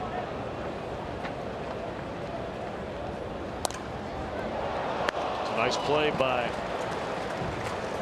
Adams down at first base, but the Reds get another home run, their 3rd straight inning with a long ball.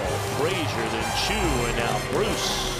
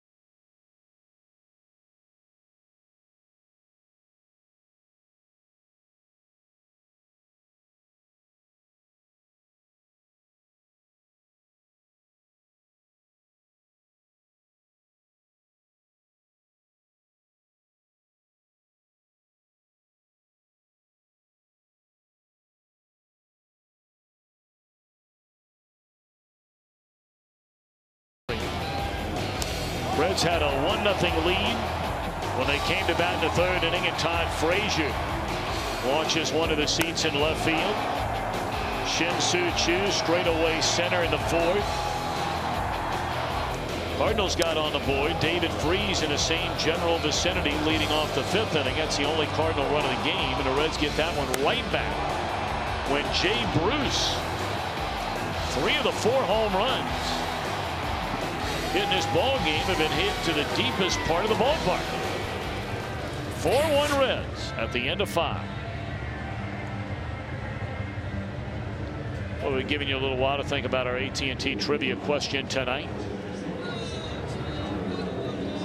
Since 1950, who holds the Reds record for most successful stolen base attempts to start a career?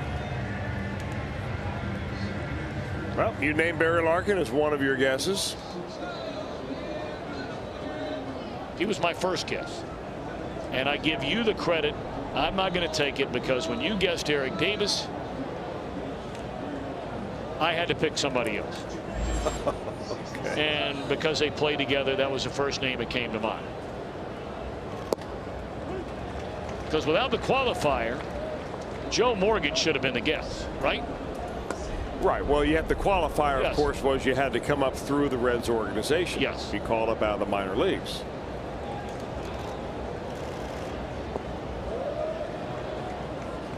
Should be noted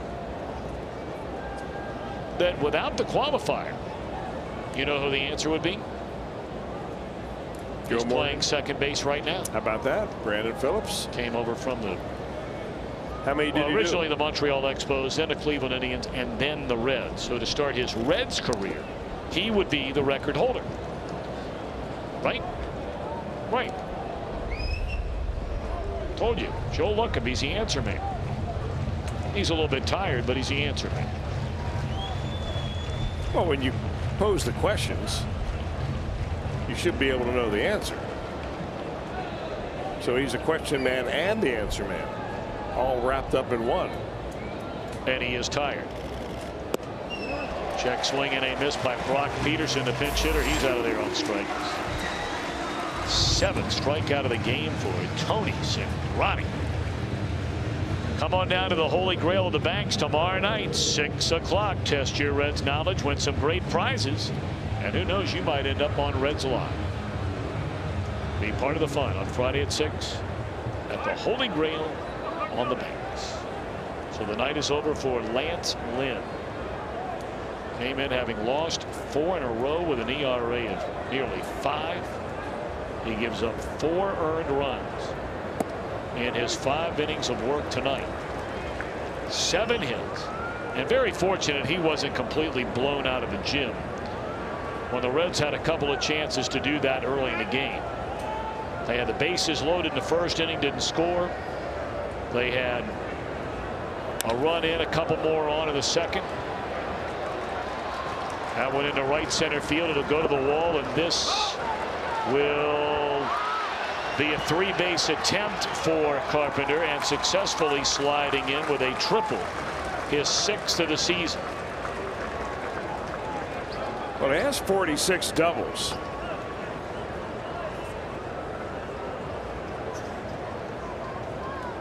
And you get more triples, I would imagine, at Busch Ballpark or Busch Stadium because it's got bigger alleys, but he just can swing the bat. First hit of the night, and he puts himself 90 feet away with not just 1 out.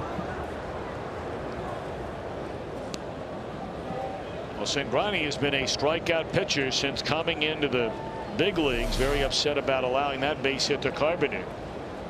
He could use a strikeout right here and right now. He has a 3-run lead. We're in the 6th inning, and Robinson the batter. Strike 1. Robinson, one of the few batters in this lineup that have not struck out. And the Reds are giving him a run. If he can just get the ball on the ground somewhere other than to maybe the third baseman, first baseman, and pitcher. Well, he didn't have to worry about it. That'll be a wild pitch. It brings Carpenter in to make it a 4-2 game.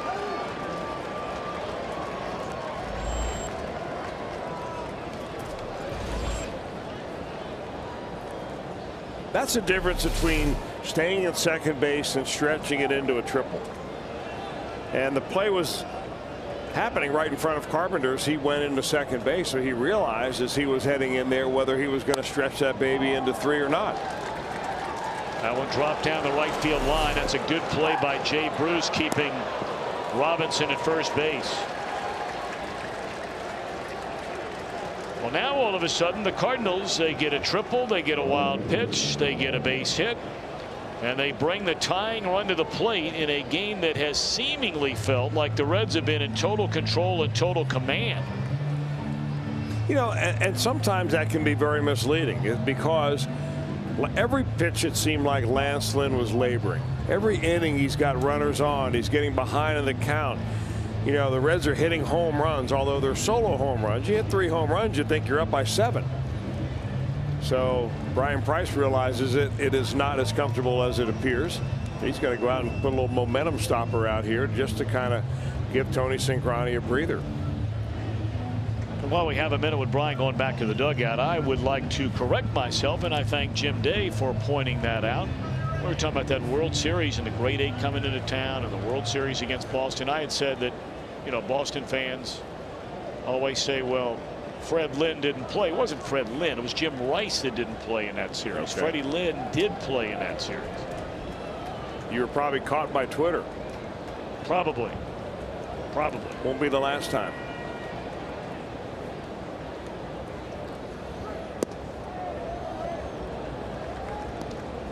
Anything that ties my name to that, I hope it is the last time. Don't count on it. No.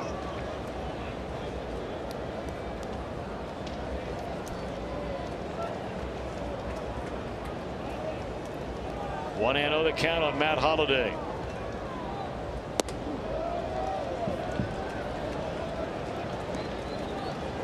Zach Duke, the left-hander. Then Cristiani, the right-hander. Of course, you have to wonder how long they're going to go with Cingrani. We bring that up because, of course, they didn't send him on some minor league rehab. Right. He went on the disabled list. He has not pitched a game at all, anywhere, since August the 20th. So you're talking about 2 full weeks plus since he last took the mound. And what can you do when you're on the sidelines with a sore back, really, to build up your pitch count or your strength? And there is a 4-pitch walk.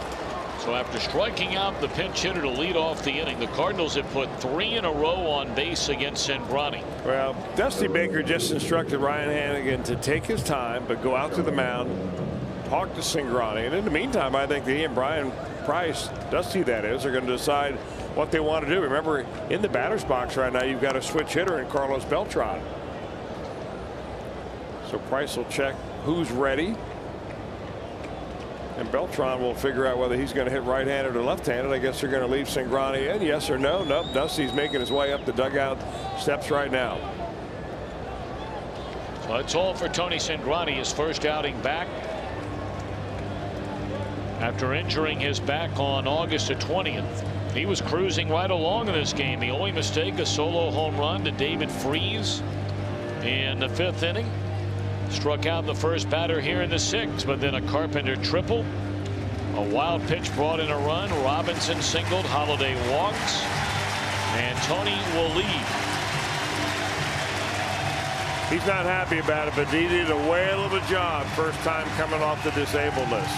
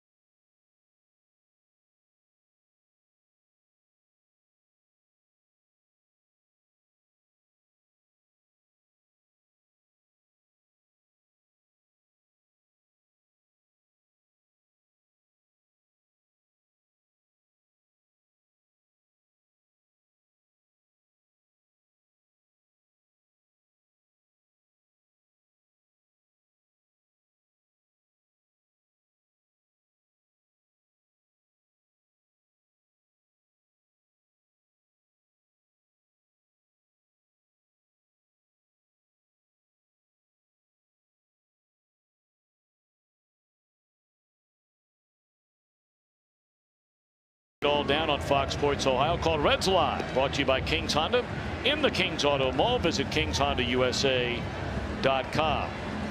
Second straight night where Zach Duke walks into a sticky situation. You may remember in the game in the 8th inning last night in a tie game with 2 on, he came in to face Matt Adams and struck him out. And now the veteran left-hander walks into the game to face another dangerous hitter in Carlos Beltran. Third appearance for Duke since being brought up from the minor leagues. Was having a very good year down at AAA Louisville. Duke has seen Beltran plenty. Beltran 5 hits and 23 at bats against him. Included in the 5 hits, a double, a triple, and a home run. And this might be a double play if they can turn it. There's one. And that's a double play. How about Zach Duke? Hard collision out at second base, and Brandon Phillips is still not up. Going in hard was Holiday.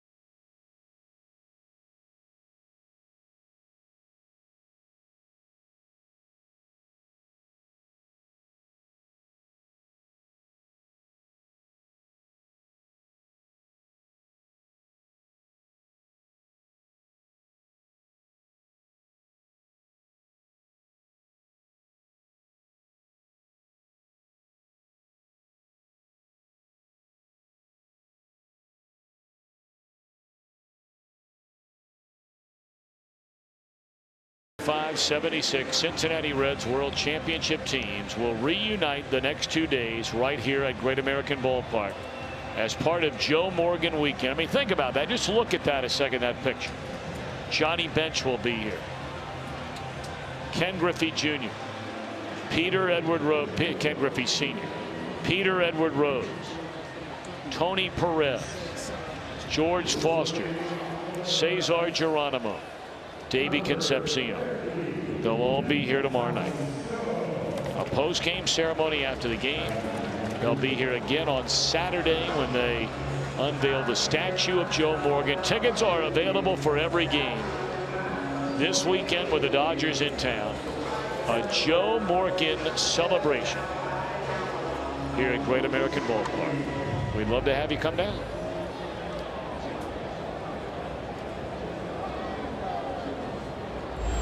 Neftali Soto comes on to pitch hit. And he is facing a new Cardinal pitcher taking over for Lance Lynn. We saw the hard throwing Sam Freeman. Well, that's no way to differentiate him from that Cardinal bullpen. I mean, everybody was throwing hard. Sam Freeman, one of them, had a 1-2-3 10th inning.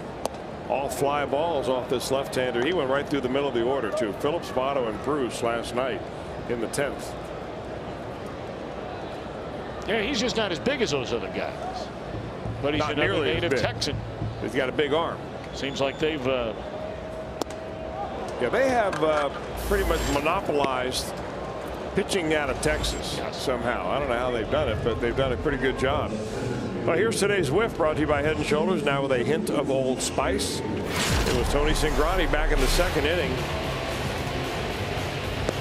And he just blew right through the bottom half of the order. David Freese, Matt Adams looking. Tony Cruz comes up empty on a fastball, and 1, 2, 3, just like that.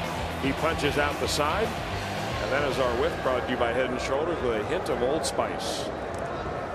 You know, obviously the inning ended so quickly, just so everybody knows at home, because we did not show it to you immediately. There are the numbers on Cingrani, but Brandon Phillips was able to get up. Took him a while to get up. I mean, you're talking about a big, strong man that came in hard. It was clean, but he came in hard, and that's Holiday. And just completely blasting into Brandon Phillips, turning the double play. And how about the job by Zach Duke? Man, oh man. We won't know for sure how it is. He wound up getting turned loose earlier this season, but the last 2 nights that guy has been money out of the Reds bullpen. Here's that slide, and Holiday upending Brandon Phillips. Now Beltran now has grounded into 3 double plays in this 4-game series, and he's only played 3 games.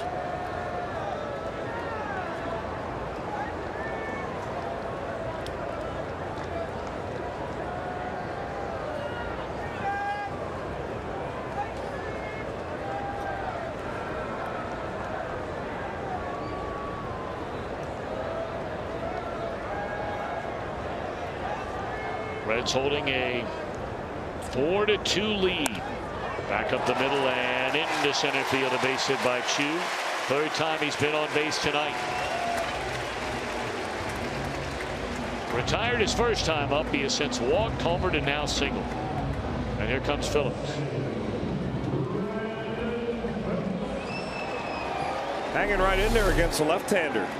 That's good to see, because there was a time there during the middle of the year that you could throw a left-hander on the mound and have a pretty good chance of getting Choo out. He just was not doing much against southpaws at all, but he's come a long, long way, keeping that front shoulder, and there is a good start.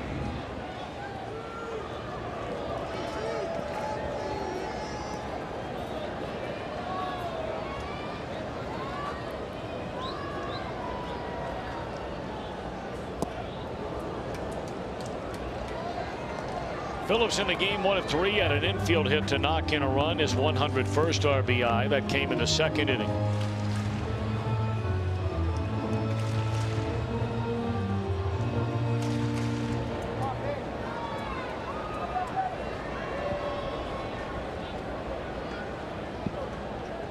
Hard to believe it was 6 years ago today. 6 years ago.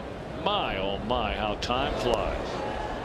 Where Brandon Phillips hit his 28th home run of the season that year.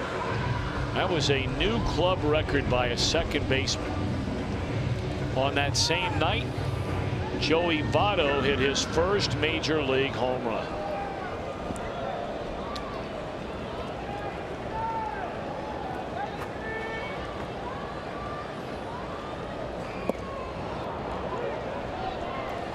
I tell you, I don't know where time goes. I know a lot of people at home feel the same way. Of course, we all go through stretches where it seems like it's almost standing still. But 6 years ago.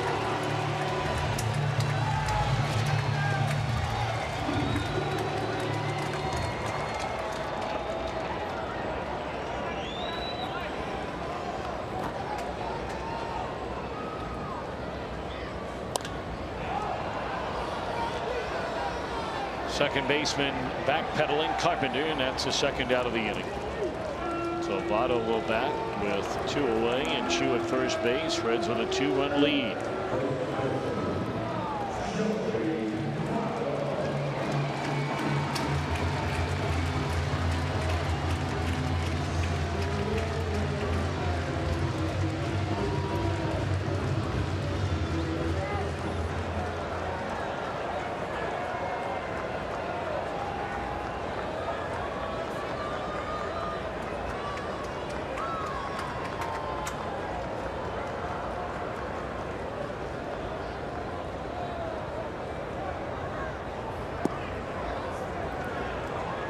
Breaking ball misses down and in. Ball 1 to Joey Votto.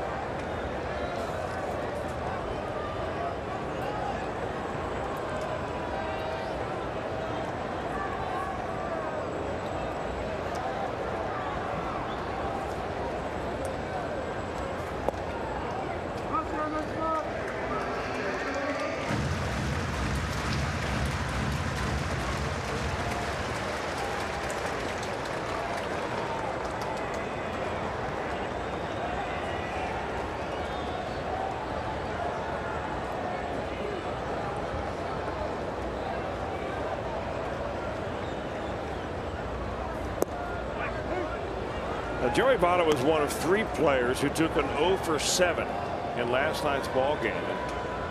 The other 2 are not in the lineup tonight, so Votto's back in there again. That 0 for 7 around Major League Baseball was the worst 0 for of the year, and 3 of them had it in one ball game.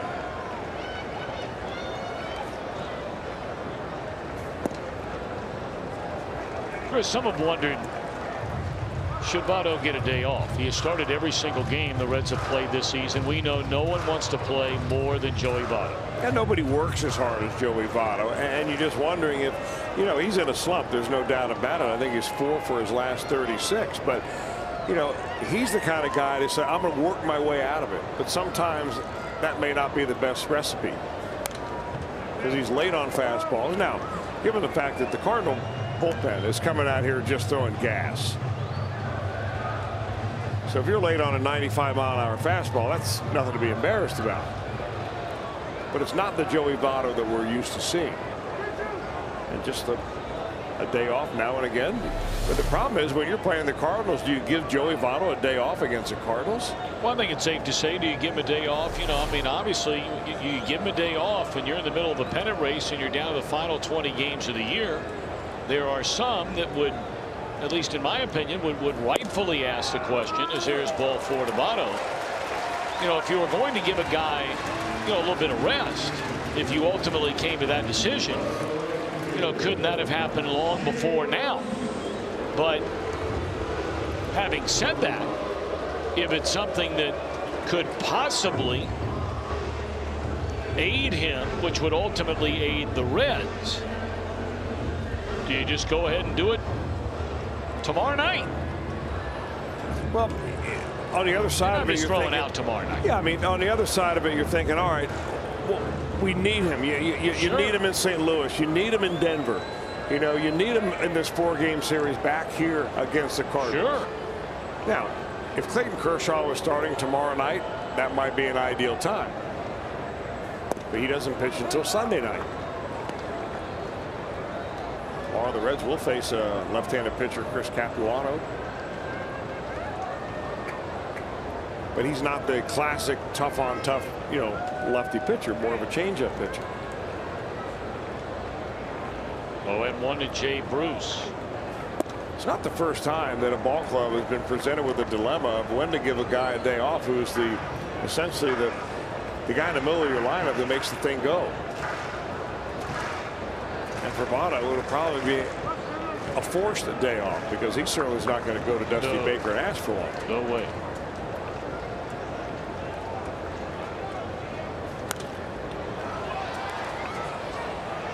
This is the time of year when bats get a little bit slow anyway. When balls that are hit die at the warning track a little bit more than they do early in the year, when you're a little bit crisper. You haven't played as many games in a row. You get worn down, although the summer heat hasn't been all that bad. It's still warm when you get out here and you have batting practice at 3 o'clock in the afternoon. It's a grind.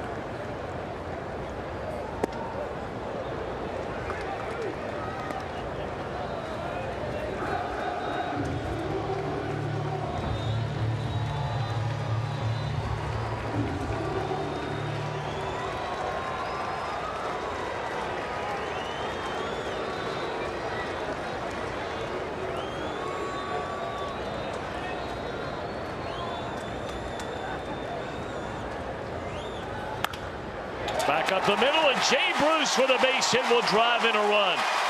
Going first to third is Votto, and Bruce a 2-hit, 2-run batted in ninth.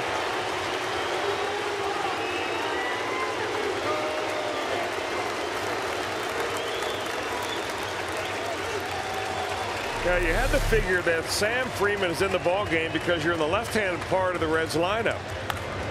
He faced the pinch hitter in the number 9 spot. We got him out, but the Choo goes up the middle with a base hit the same way that Bruce goes up the middle right there with a base hit. He just stays right on it. Get his home run to center field, hits a RBI single right up the box too. These are big add-on runs these last 2 innings, especially when it looked like the Cardinals might get right back in this thing with a run scored and 2 on and 1 out in the 6th before Duke got the double play ball. Now you come right back, start a rally with 1 out. Votto keeps the inning alive, drawing the walk, and Choo scores on the base hit by Bruce, and that's all for Freeman. So a pitching change as Manus will come on from the bullpen. Reds in front 5-2. Back in a moment.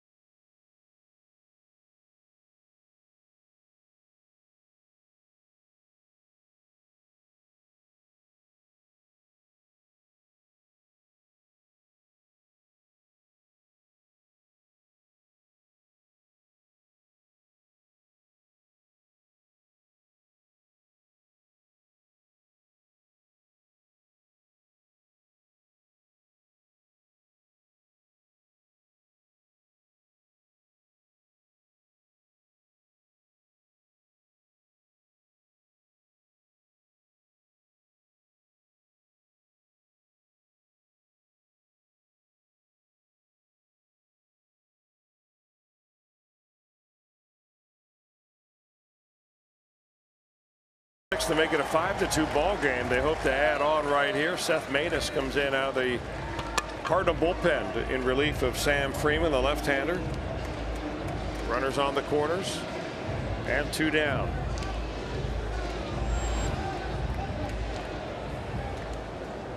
Ryan Ludwig 0 for 2 with a couple of strikeouts.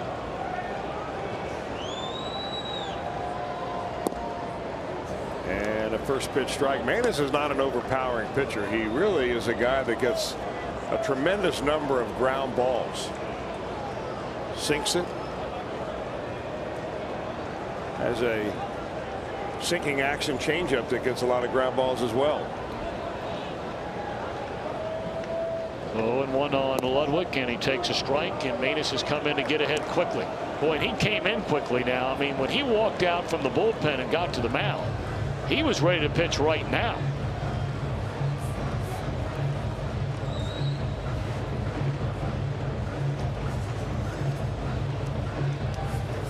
Reds are already going through their batting order for the 4th time in the game. They have 5 runs and 9 hits. Ludwig has walked, struck out twice. Votto at third, Bruce at first.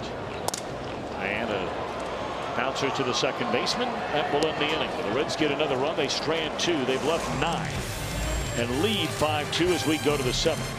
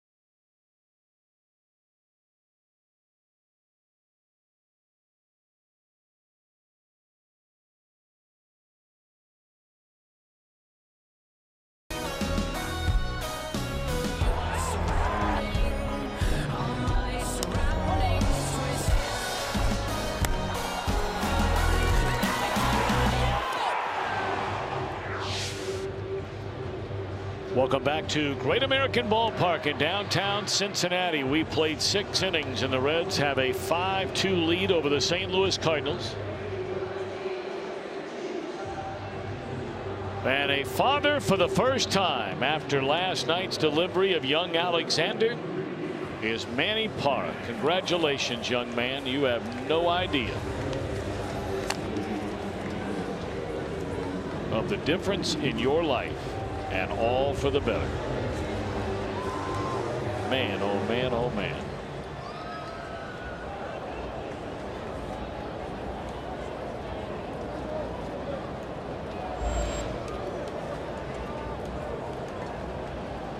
So now he's zeroed in on facing David Freese to open up the Cardinals' 7th inning.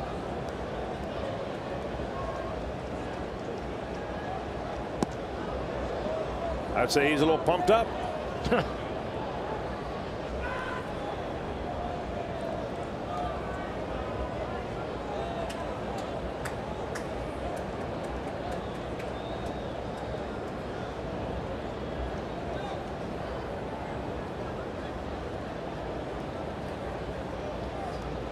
One and 0 the count on David Freese. 2-0. Cardinals have scored in each of the last 2 innings. They got the solo home run by Freese to deep center field leading off the 5th inning. That was against Cingrani. Then they got a triple with 1 out by Carpenter, and a wild pitch by Tony allowed him to score. And of course, depending on how the rest of this one plays out, you can't say enough about the job that Zach Duke has turned in from the Reds bullpen in each of the last 2 nights. Came in with 2 on and 2 out, struck out Matt Adams in the 8th inning last night. Comes in 2 on 1 out tonight and induces Beltran into an inning-ending double play ground ball. You know, looking forward down to the end of this month, it'll be very interesting how the configuration of this bullpen may turn out as far as left-handers in the pen. Parra's obviously is given down there, and you have, of course, Aroldis Chapman, but you know, Zach Duke making a bid to be called on in pressure situations. Sean Marshall threw a bullpen today and threw it 100% effort his last 15 or 20 pitches and deemed himself ready to go. Johnny Cueto did the same thing, and he got tremendous remarks after that bullpen session. Throwing the ball hard, throwing the ball where he wanted to. Of course, there's no opportunity to send a pitcher, major league pitcher, down to the minor leagues anymore unless you send them all the way to Arizona. And you have to ask yourself, is it worth the trip down there and back just to pitch to a few batters or to a couple of innings? Or can you do that in a simulated game type thing here, get those 2 guys ready to join the squad? You know, I want to ask you about that after this 3-2 pitch. And Parra walks the first batter he faces, Freese. He just looks amped up. I mean, every pitch he's missed has been up and away. Chris, what does at the end of the day, is there any significant difference when you are a pitcher of going down and pitching in a minor league game? And I'm talking about now, maybe there's a differentiation between a starter and a reliever. Is there any difference between pitching a simulated game against major league hitters, which you would do, say, in Cueto or Marshall's case here with a big league club, as opposed to being sent down? I don't care what level it is, AAA, AA, rookie ball. Is there any significant difference between those 2? No, I'm not so sure that sending a guy all the way to Arizona right now, different time zone, the travel, you're going to have to pitch him and then give him a day off anyway. Here you can do all the stuff you need to do and keep him around the trainers that you have. And I think Sean Marshall's kind of making an argument to stay around here. I think you can get actually some at bats for your extra players on your bench against big league game style pitching, which would help them in a pinch hitting situation.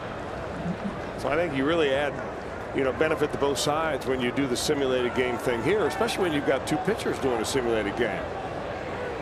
You have Marshall throw to a couple batters, then you bring in Cueto. You bring back Marshall, and then you bring in Cueto. And they build up their pitch counts. I think the biggest thing is that you you throw a bullpen or you pitch with a batter in the batter's box and you see how that batter reacts to your stuff. That's the test before you get activated. All right, now I got one more question for you. I might be out of answers. No. You know all this stuff. 1-2 to count. And a bouncing ball. This could be another double play. Phillips, Cozart, and it is a double play.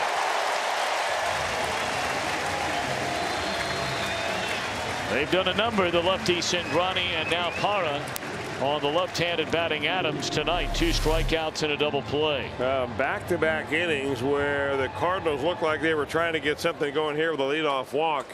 Adams follows up against another left-handed pitcher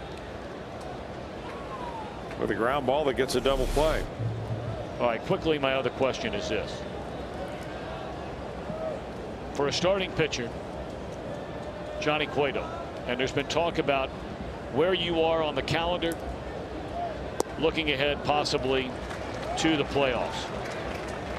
Knowing that you're only going to be pitching in simulated games, what would be realistic to think of a pitch count number you could reasonably expect to get Johnny Cueto to between now and the end of the regular year? Oh, I think you could get him up into the high double digits. I don't see any reason why he couldn't pitch 70 pitches, maybe even 80. And maybe more than that. I mean, you know, if Cueto's grooving right along, he's not a guy that throws a lot of pitches anyway. I don't think the pitch count's an issue. I think the way the Reds are leaning is, and Brian Price has said this, that they are more likely to use him out of the bullpen. Much in the way that they needed somebody out of the bullpen in the first game against San Francisco when he went down with an injury. They brought in Sam LeCure to get out of the inning. Then he brought in Matt Latos. I think he pitched about 4 innings or so in that ball game. It kind of held him right there for a very important first game victory. If you have a secret weapon like Cueto down there that you could go to early if your starter just began to buckle a little bit, be easy to pull the trigger on bringing him in, especially if he's throwing the ball like Johnny Cueto. But continuing that same vein, if you could get him to a point where you could get him to 70, let's just use that number for the sake of argument. And based on the experience factor of a postseason pitcher, and you could talk about that, what it really means at the end of the day from now till the end of the time. I mean, the 1990 Reds didn't have any postseason experience, and they blew the doors off everybody. They're examples both ways. But if you decided that you wanted Cueto to start a game, could you not conceivably then just piggyback one of the other guys, for lack of a better term, behind his start? You could. Would you be more prone to do it that way or the other way? Well, it depends on what you think fits the best against a team that you're playing against. And so you ask yourself, who are those guys that you would piggyback? Would it be Mike Leake? Would it be Bronson Arroyo? Tony Cingrani? If it was Cingrani, now you're looking at possibility of having 4 lefties in the bullpen if you're including Zach Duke and Marshall. On swinging his a lot of variables out there. It is. It's interesting conversation. They stand and stretch here at the ballpark. Welcome back, Manny Parra, pitching for his little boy, born last night, and a scoreless inning.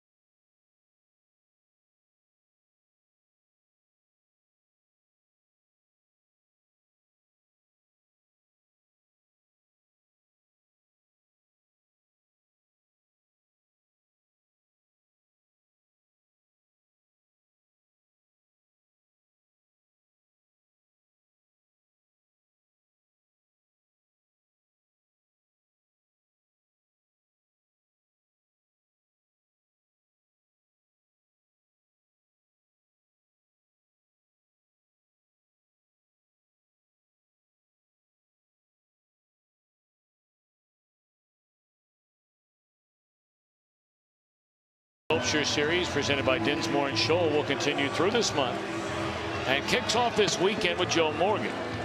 Sculptures of the Reds Hall of Famer are free with a full price paid admission to the museum on a Friday, Saturday, or Sunday in September while supplies last.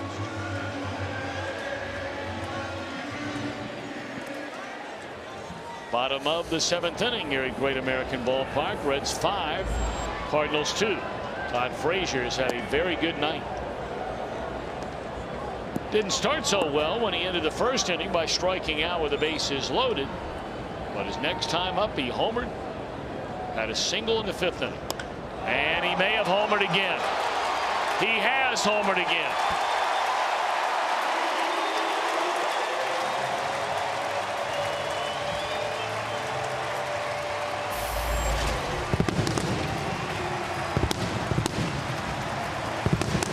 Frazier now with 15 home runs, and the Reds lead 6-2. Now these add-on runs, you said it last inning, just so important. He goes down to get a breaking ball. Looked like kind of an off-balance swing, but we've seen that before. It just goes to show you how tremendously strong his hands and wrists are. 3rd career multi-home run game for Todd Frazier. One of those came earlier this season against the Washington Nationals. So first weekend, 2nd weekend of the year.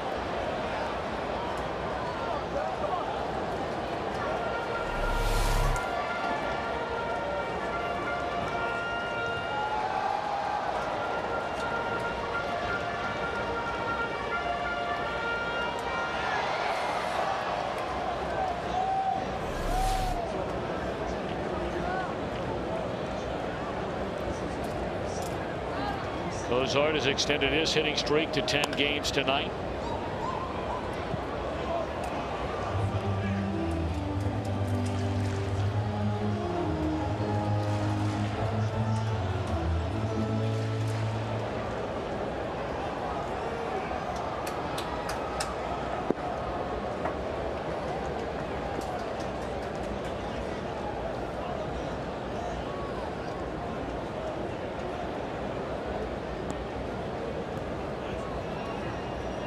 Reds have now scored in 6 consecutive innings in this game tonight. The only inning they didn't score, the first, they had the bases loaded.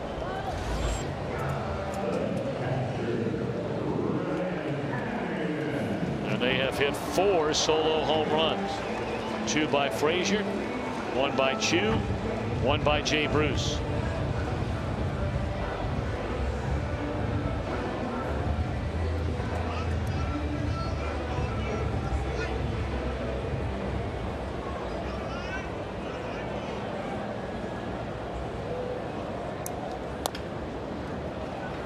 And again, a roller in the second baseman Carpenter, and that's a 2nd out of the inning.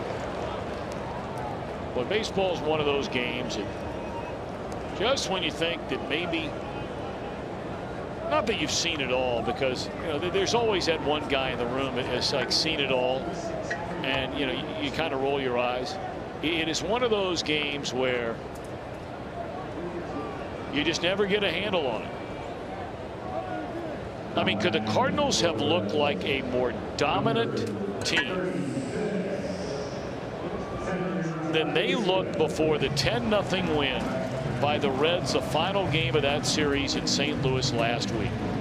I mean, this was a team that I think all Reds fans, and we started to talk about it earlier, they looked at the Cardinals, and I think most Reds fans would have said, Reds can't beat that team.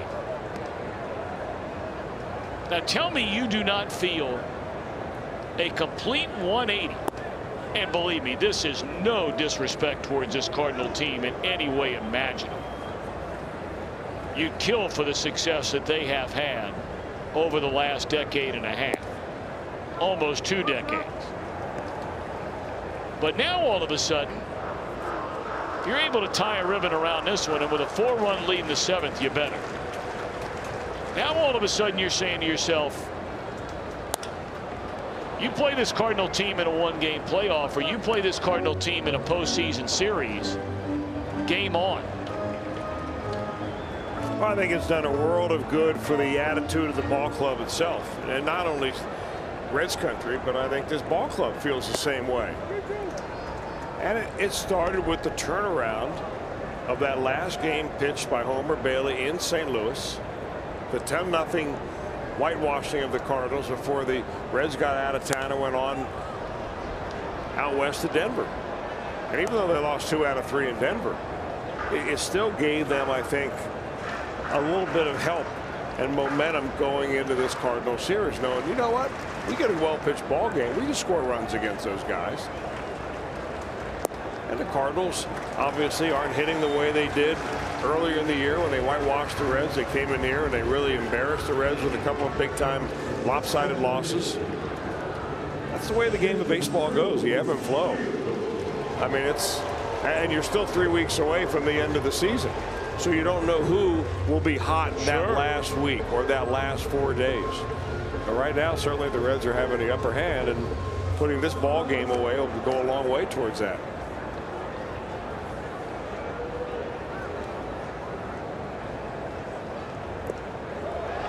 That one getting away from Cruz, and on to second base goes Henry Rodriguez.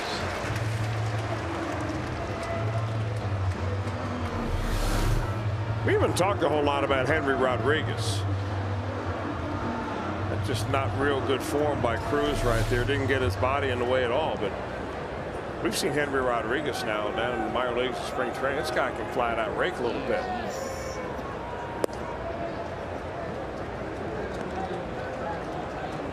It's all about the one team deciding they're going to give you a chance. You might be a little short on the defensive side, but you just have to get the chance.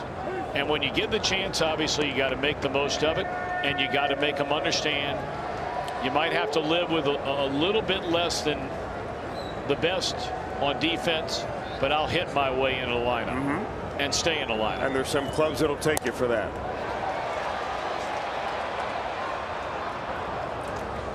You know, what a lot of these guys may or may not know. We know, Tom, because we see them all up in the media dining room before the ball game. But this series with the Cardinals is just jam-packed with scouts. 33 major league scouts are here to watch this series. And we've got scouts from the Yankees, from the Orioles. Of course, they're all scouting for postseason. Some are just doing their normal scouting because they have the Reds, and here the Reds are on a long homestand. You and I were talking last night. I can never remember being in a major league game where there have been as many scouts as there have been in this series. I mean, you'd think that Steven Strasburg was pitching as an amateur tonight. That's how many scouts there are here. And these are top-level guys. Well, Scott Reed sitting down there in the very first row of the scout seats, sitting 3 seats in, right there with the headphones on.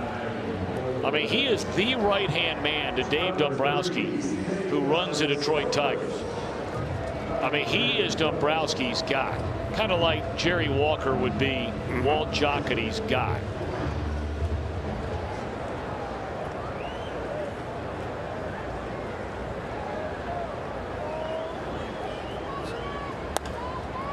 Cesar Torres going to bat for Brandon Phillips. Oh, look what I Freese sticks a fork in it and gets a force out at third base. Before we go to break, Brandon Phillips left the game with a left quad bruise, undoubtedly on that slide by Matt Holliday. Frazier homers. Reds lead by 4. We're off to the 8th.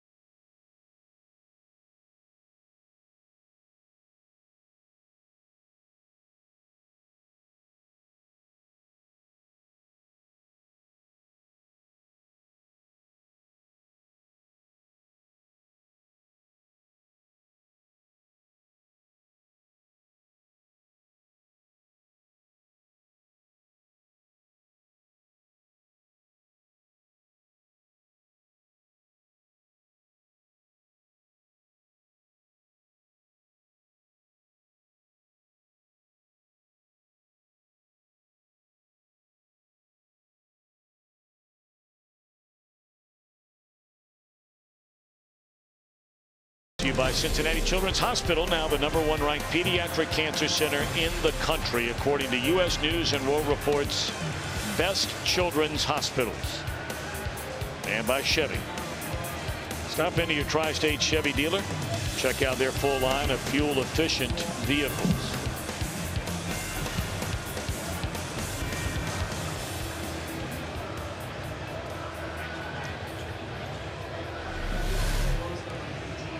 Well, David Freese had that ground ball get away from him, go off his glove, and go right towards third base. But he was able to grab it barehanded and tag third base, and also avoid the rubber cleats of the sliding runner.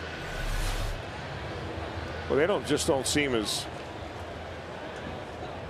dangerous as the old ones. Metal ones used to sharpen up a little bit. Sam McCure, 55 games now for this right-hander. Breaking ball in there, a strike.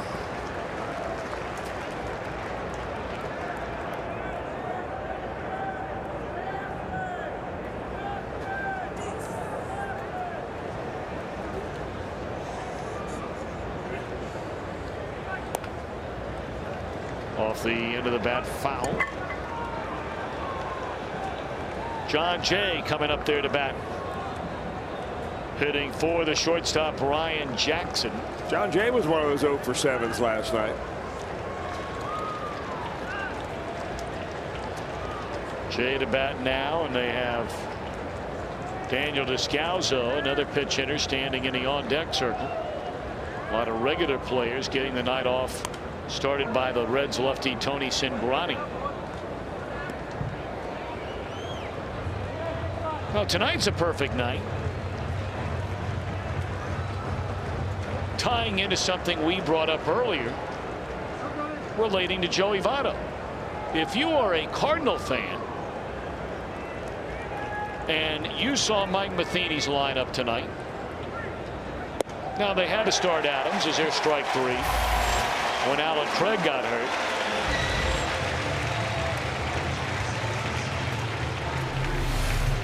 And even though the opposition has a left-hander on the mound, Chris, you know, would it be fair to ask the question, why aren't some of our more regular guys playing in there tonight? I mean, they have most of their regular guys in there.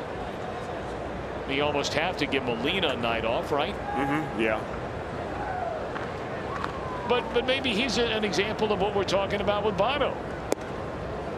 I mean, he is clearly one of their 2 or 3 most valuable players, Yadier Molina. Yeah, I think, though, it's documented that Molina's dealing with some issues. Sure. He's got a wrist issue. He's got a knee issue that's been bothering him all year long. I think they look for ways to giving him some rest. So I don't think there's anything bothering, at least not that we know about, Joey Votto from a physical standpoint, as far as it would keep him from playing every day.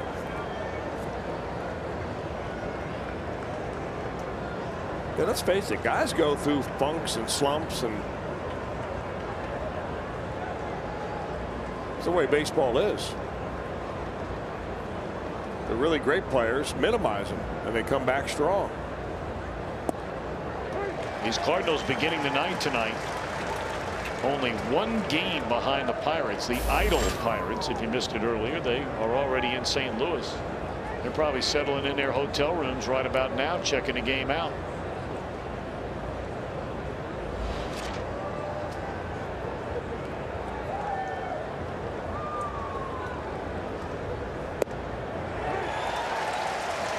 Inside corner 2, Descalzo.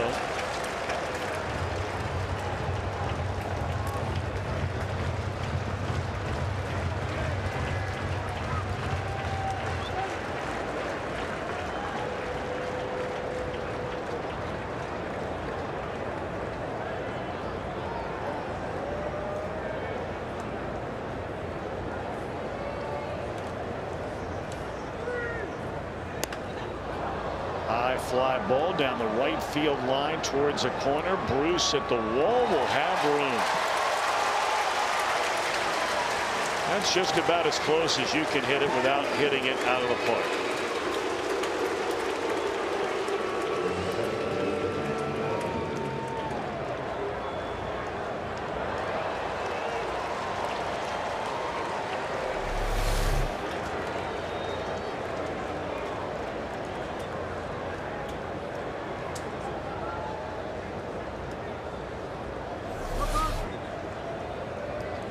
Now Carpenter 1 of 3, had a tripled and scored in the 6th inning.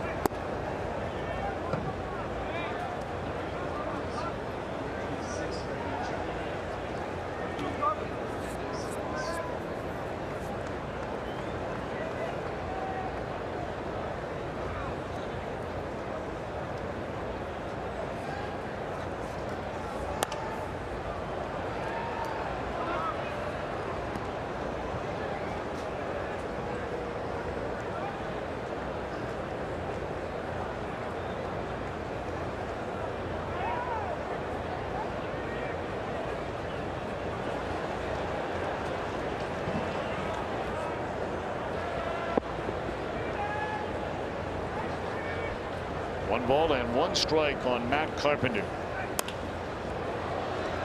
Jay Bruce waits, inning over. LaCura 1-2-3 inning. Reds back, bottom of the 8th with a 4-run lead.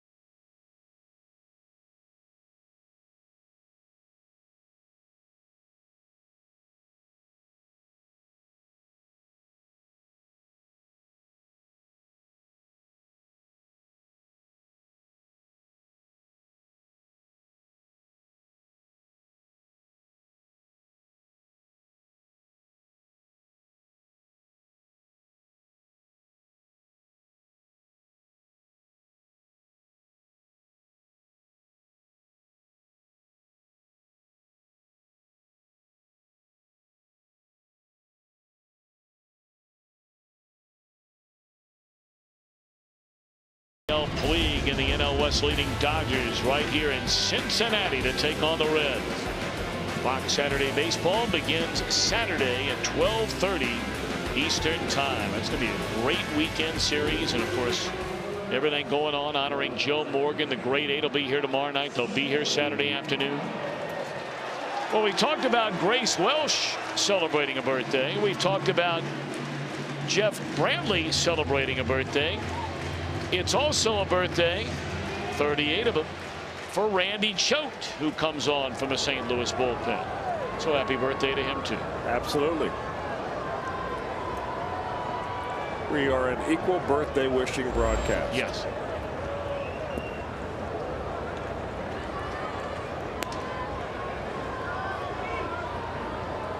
Scalzo staying in the game to play shortstop.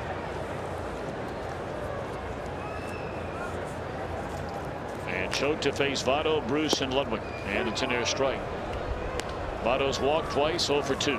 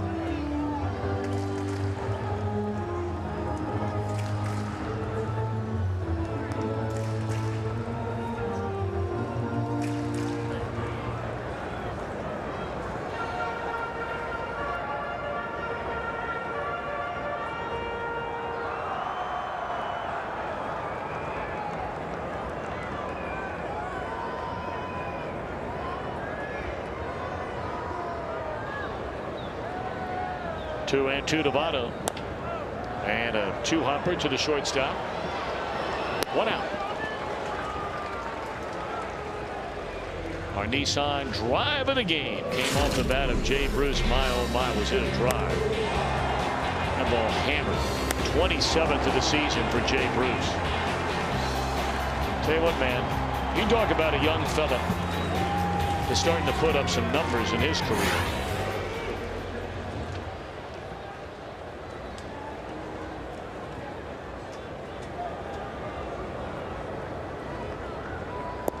Jay Bruce now has 161 career home runs.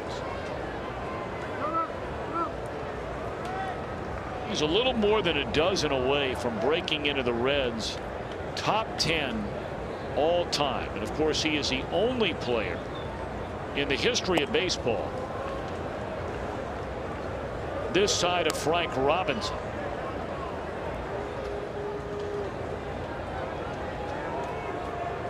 to hit 20 or more home runs as a rookie and then increase that total every year in subsequent seasons. For him, that's meant the next 4 years after his rookie season. Now, he's got to go a little bit as that one is fouled. He's got some work to do now to increase his home run total from last year. 34 of them. But his rookie year, he went 21, then 22, 25, 32, 34. He's 3 home runs away from coming only the 6th player in Reds history to hit 30 or more home runs in 3 consecutive seasons. 2 are out here in the inning.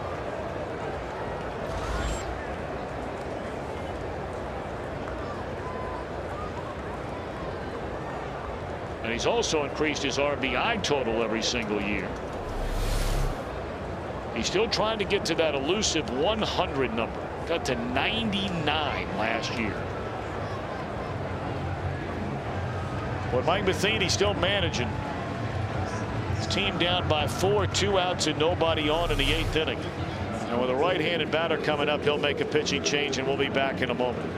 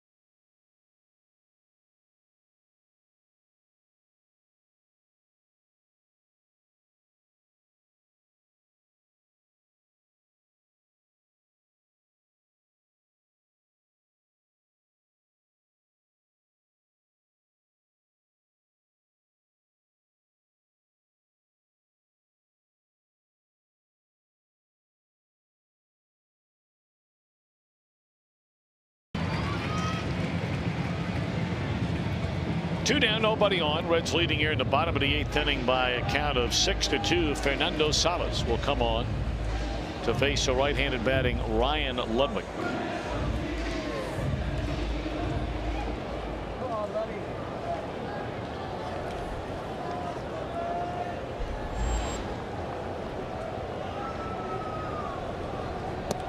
You know, you might be sitting at home thinking, what's the use right here? Why would Mike Matheny go out in a game that seemingly is in the control of the Reds and make it change right here after Choate, the left-hander, works through Votto and Bruce. He's got one guy left over. And that leftover, I think, comes a lot from Tony La Russa. We saw this time a lot with La Russa, who never, ever gave up the hope of winning a ball game. I don't care if it was 12-1, he'd make a move like this. And I was always one of these people that would poo-poo it also, until I saw one game where they came back and won the ball game against what seemingly was insurmountable odds. So if it's one game a year, or maybe one game every 3 years, why not give it a shot? So that's why he's done it. Popped up, and the inning is over. So the Cardinals will come to bat in the top of the 9th inning. The Reds lead 6-2.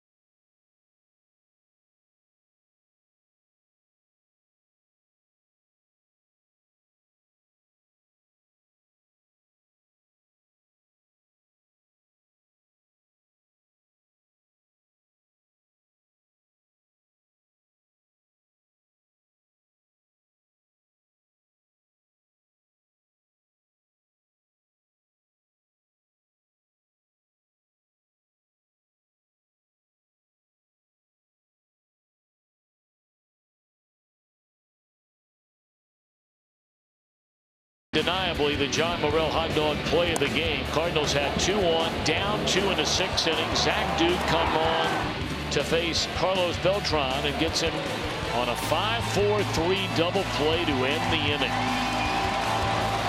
Brandon Phillips suffering a quad bruise, left quad bruise on the play. Had to leave the game, just precautionary measure. Sure, he'll be right back in that lineup when the Dodgers come to town starting tomorrow night.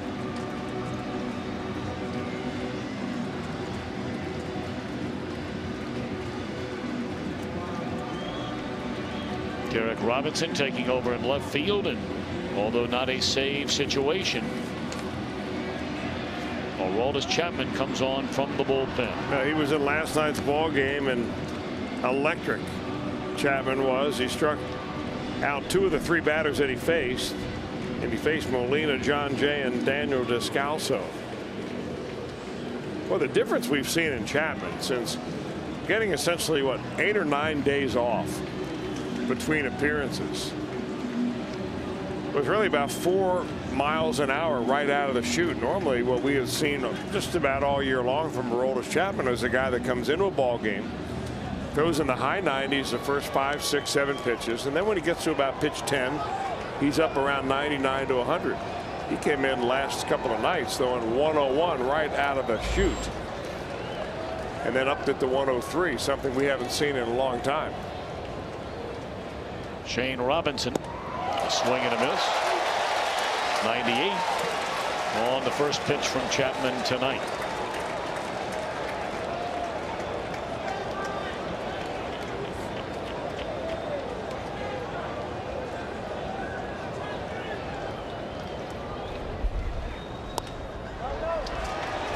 Followed that up with a slider, and now he's ahead.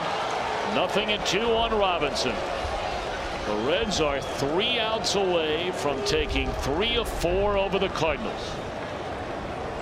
The final game between these two teams during this 2013 regular season.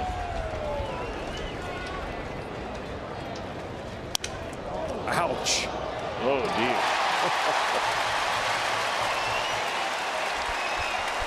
1 out.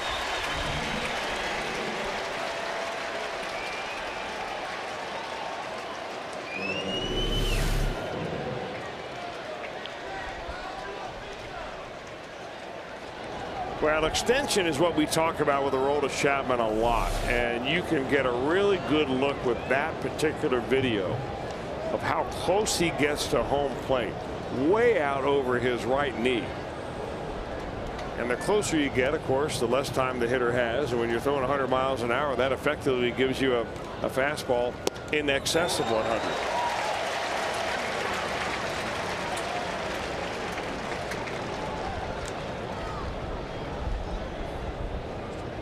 You know, normally guys who get really good extension towards home, Greg Maddux was a great example. You'd call sneaky fast, but there's really nothing sneaky about Chapman. No.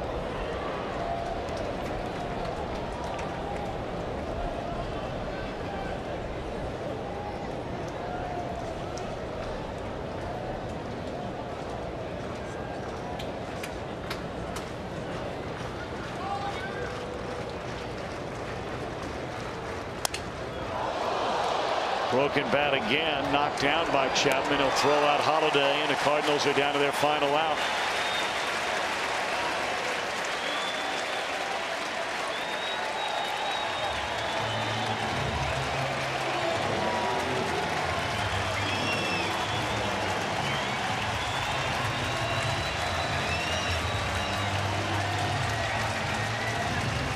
Brian Price just wants to make sure, along with the assistant to Paul Lessard, assistant trainer Steve Bauman, that everything's okay with Chapman on that liner back to the mound, and Chapman already smiling at him. They have to say no problem. Cesar's Turris just in case to step in there. And Laz Diaz is doing the he's doing the interpretation right there. Or the interpreting, I guess. Diaz, even though you had Cesar Turris.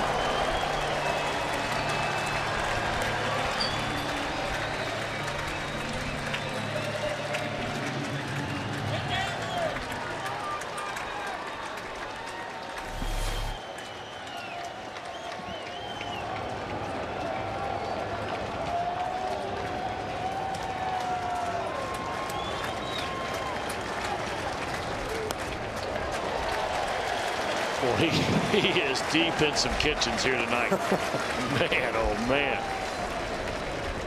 I think maybe at this point, Carlos Beltran just like to get out of here without breaking his knuckles.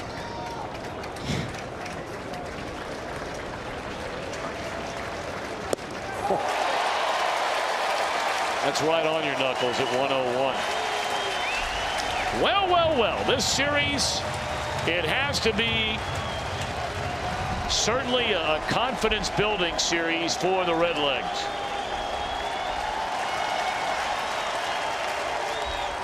It'll be the first time they've beaten the Cardinals in a series this year,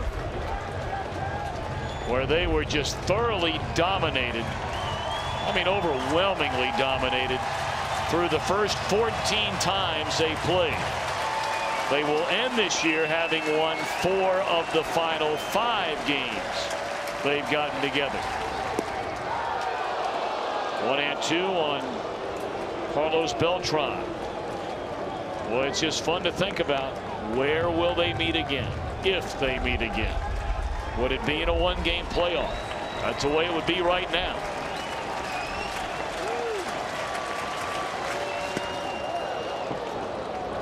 Could it possibly be in a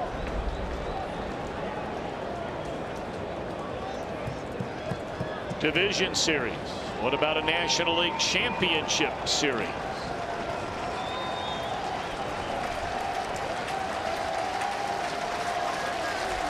Two and two to count.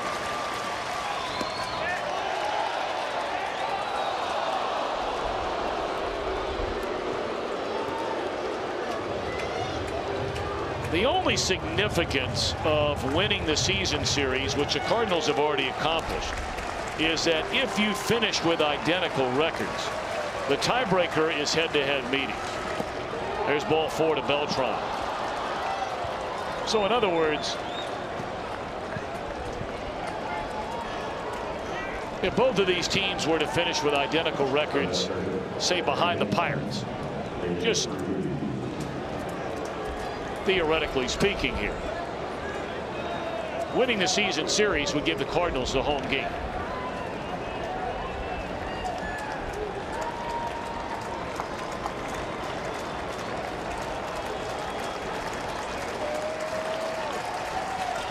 Now David Freese. And all of a sudden, Chapman can't find a strike zone.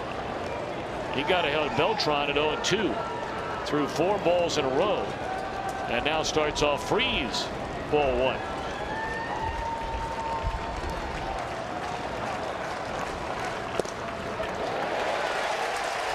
1-1 to Freese.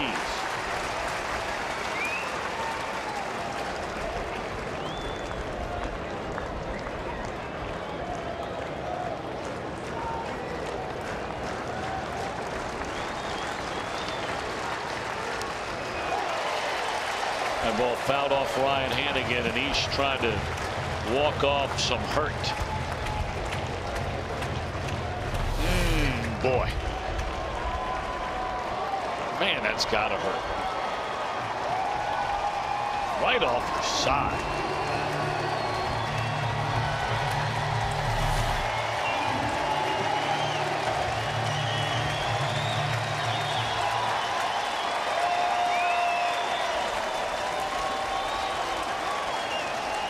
Tough men.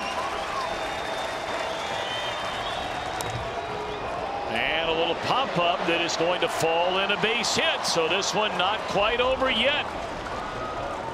Chapman was ahead of Carlos Beltran at 0-2 before walking him, and now a little dinker into right off the bat. A Freese will bring Yadier Molina off the Cardinal bench. This crowd standing, anticipating the game's final out. And twice Chapman has been on 2 strikes to the hitter. And these last 2 been unable to put him away.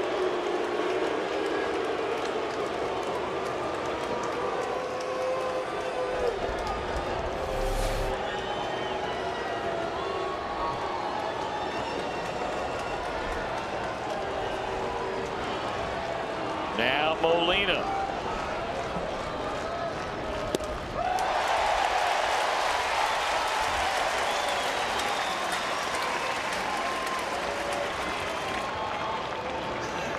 First night off as a starter in this series for the Cardinal All-Star catcher.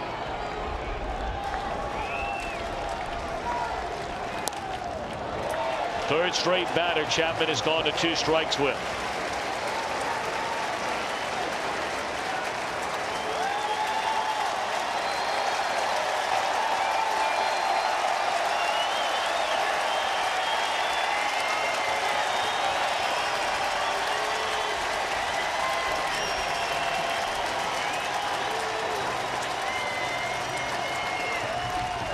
See you later.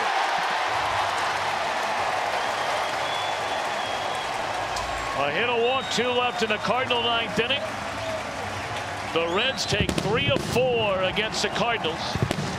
They pick up a half game in the standings on idle Pittsburgh, which means the Reds are 3 games out, and they're a game and a half behind the Cardinals for second place. A real good series for the Reds, even with last night's 16-inning loss.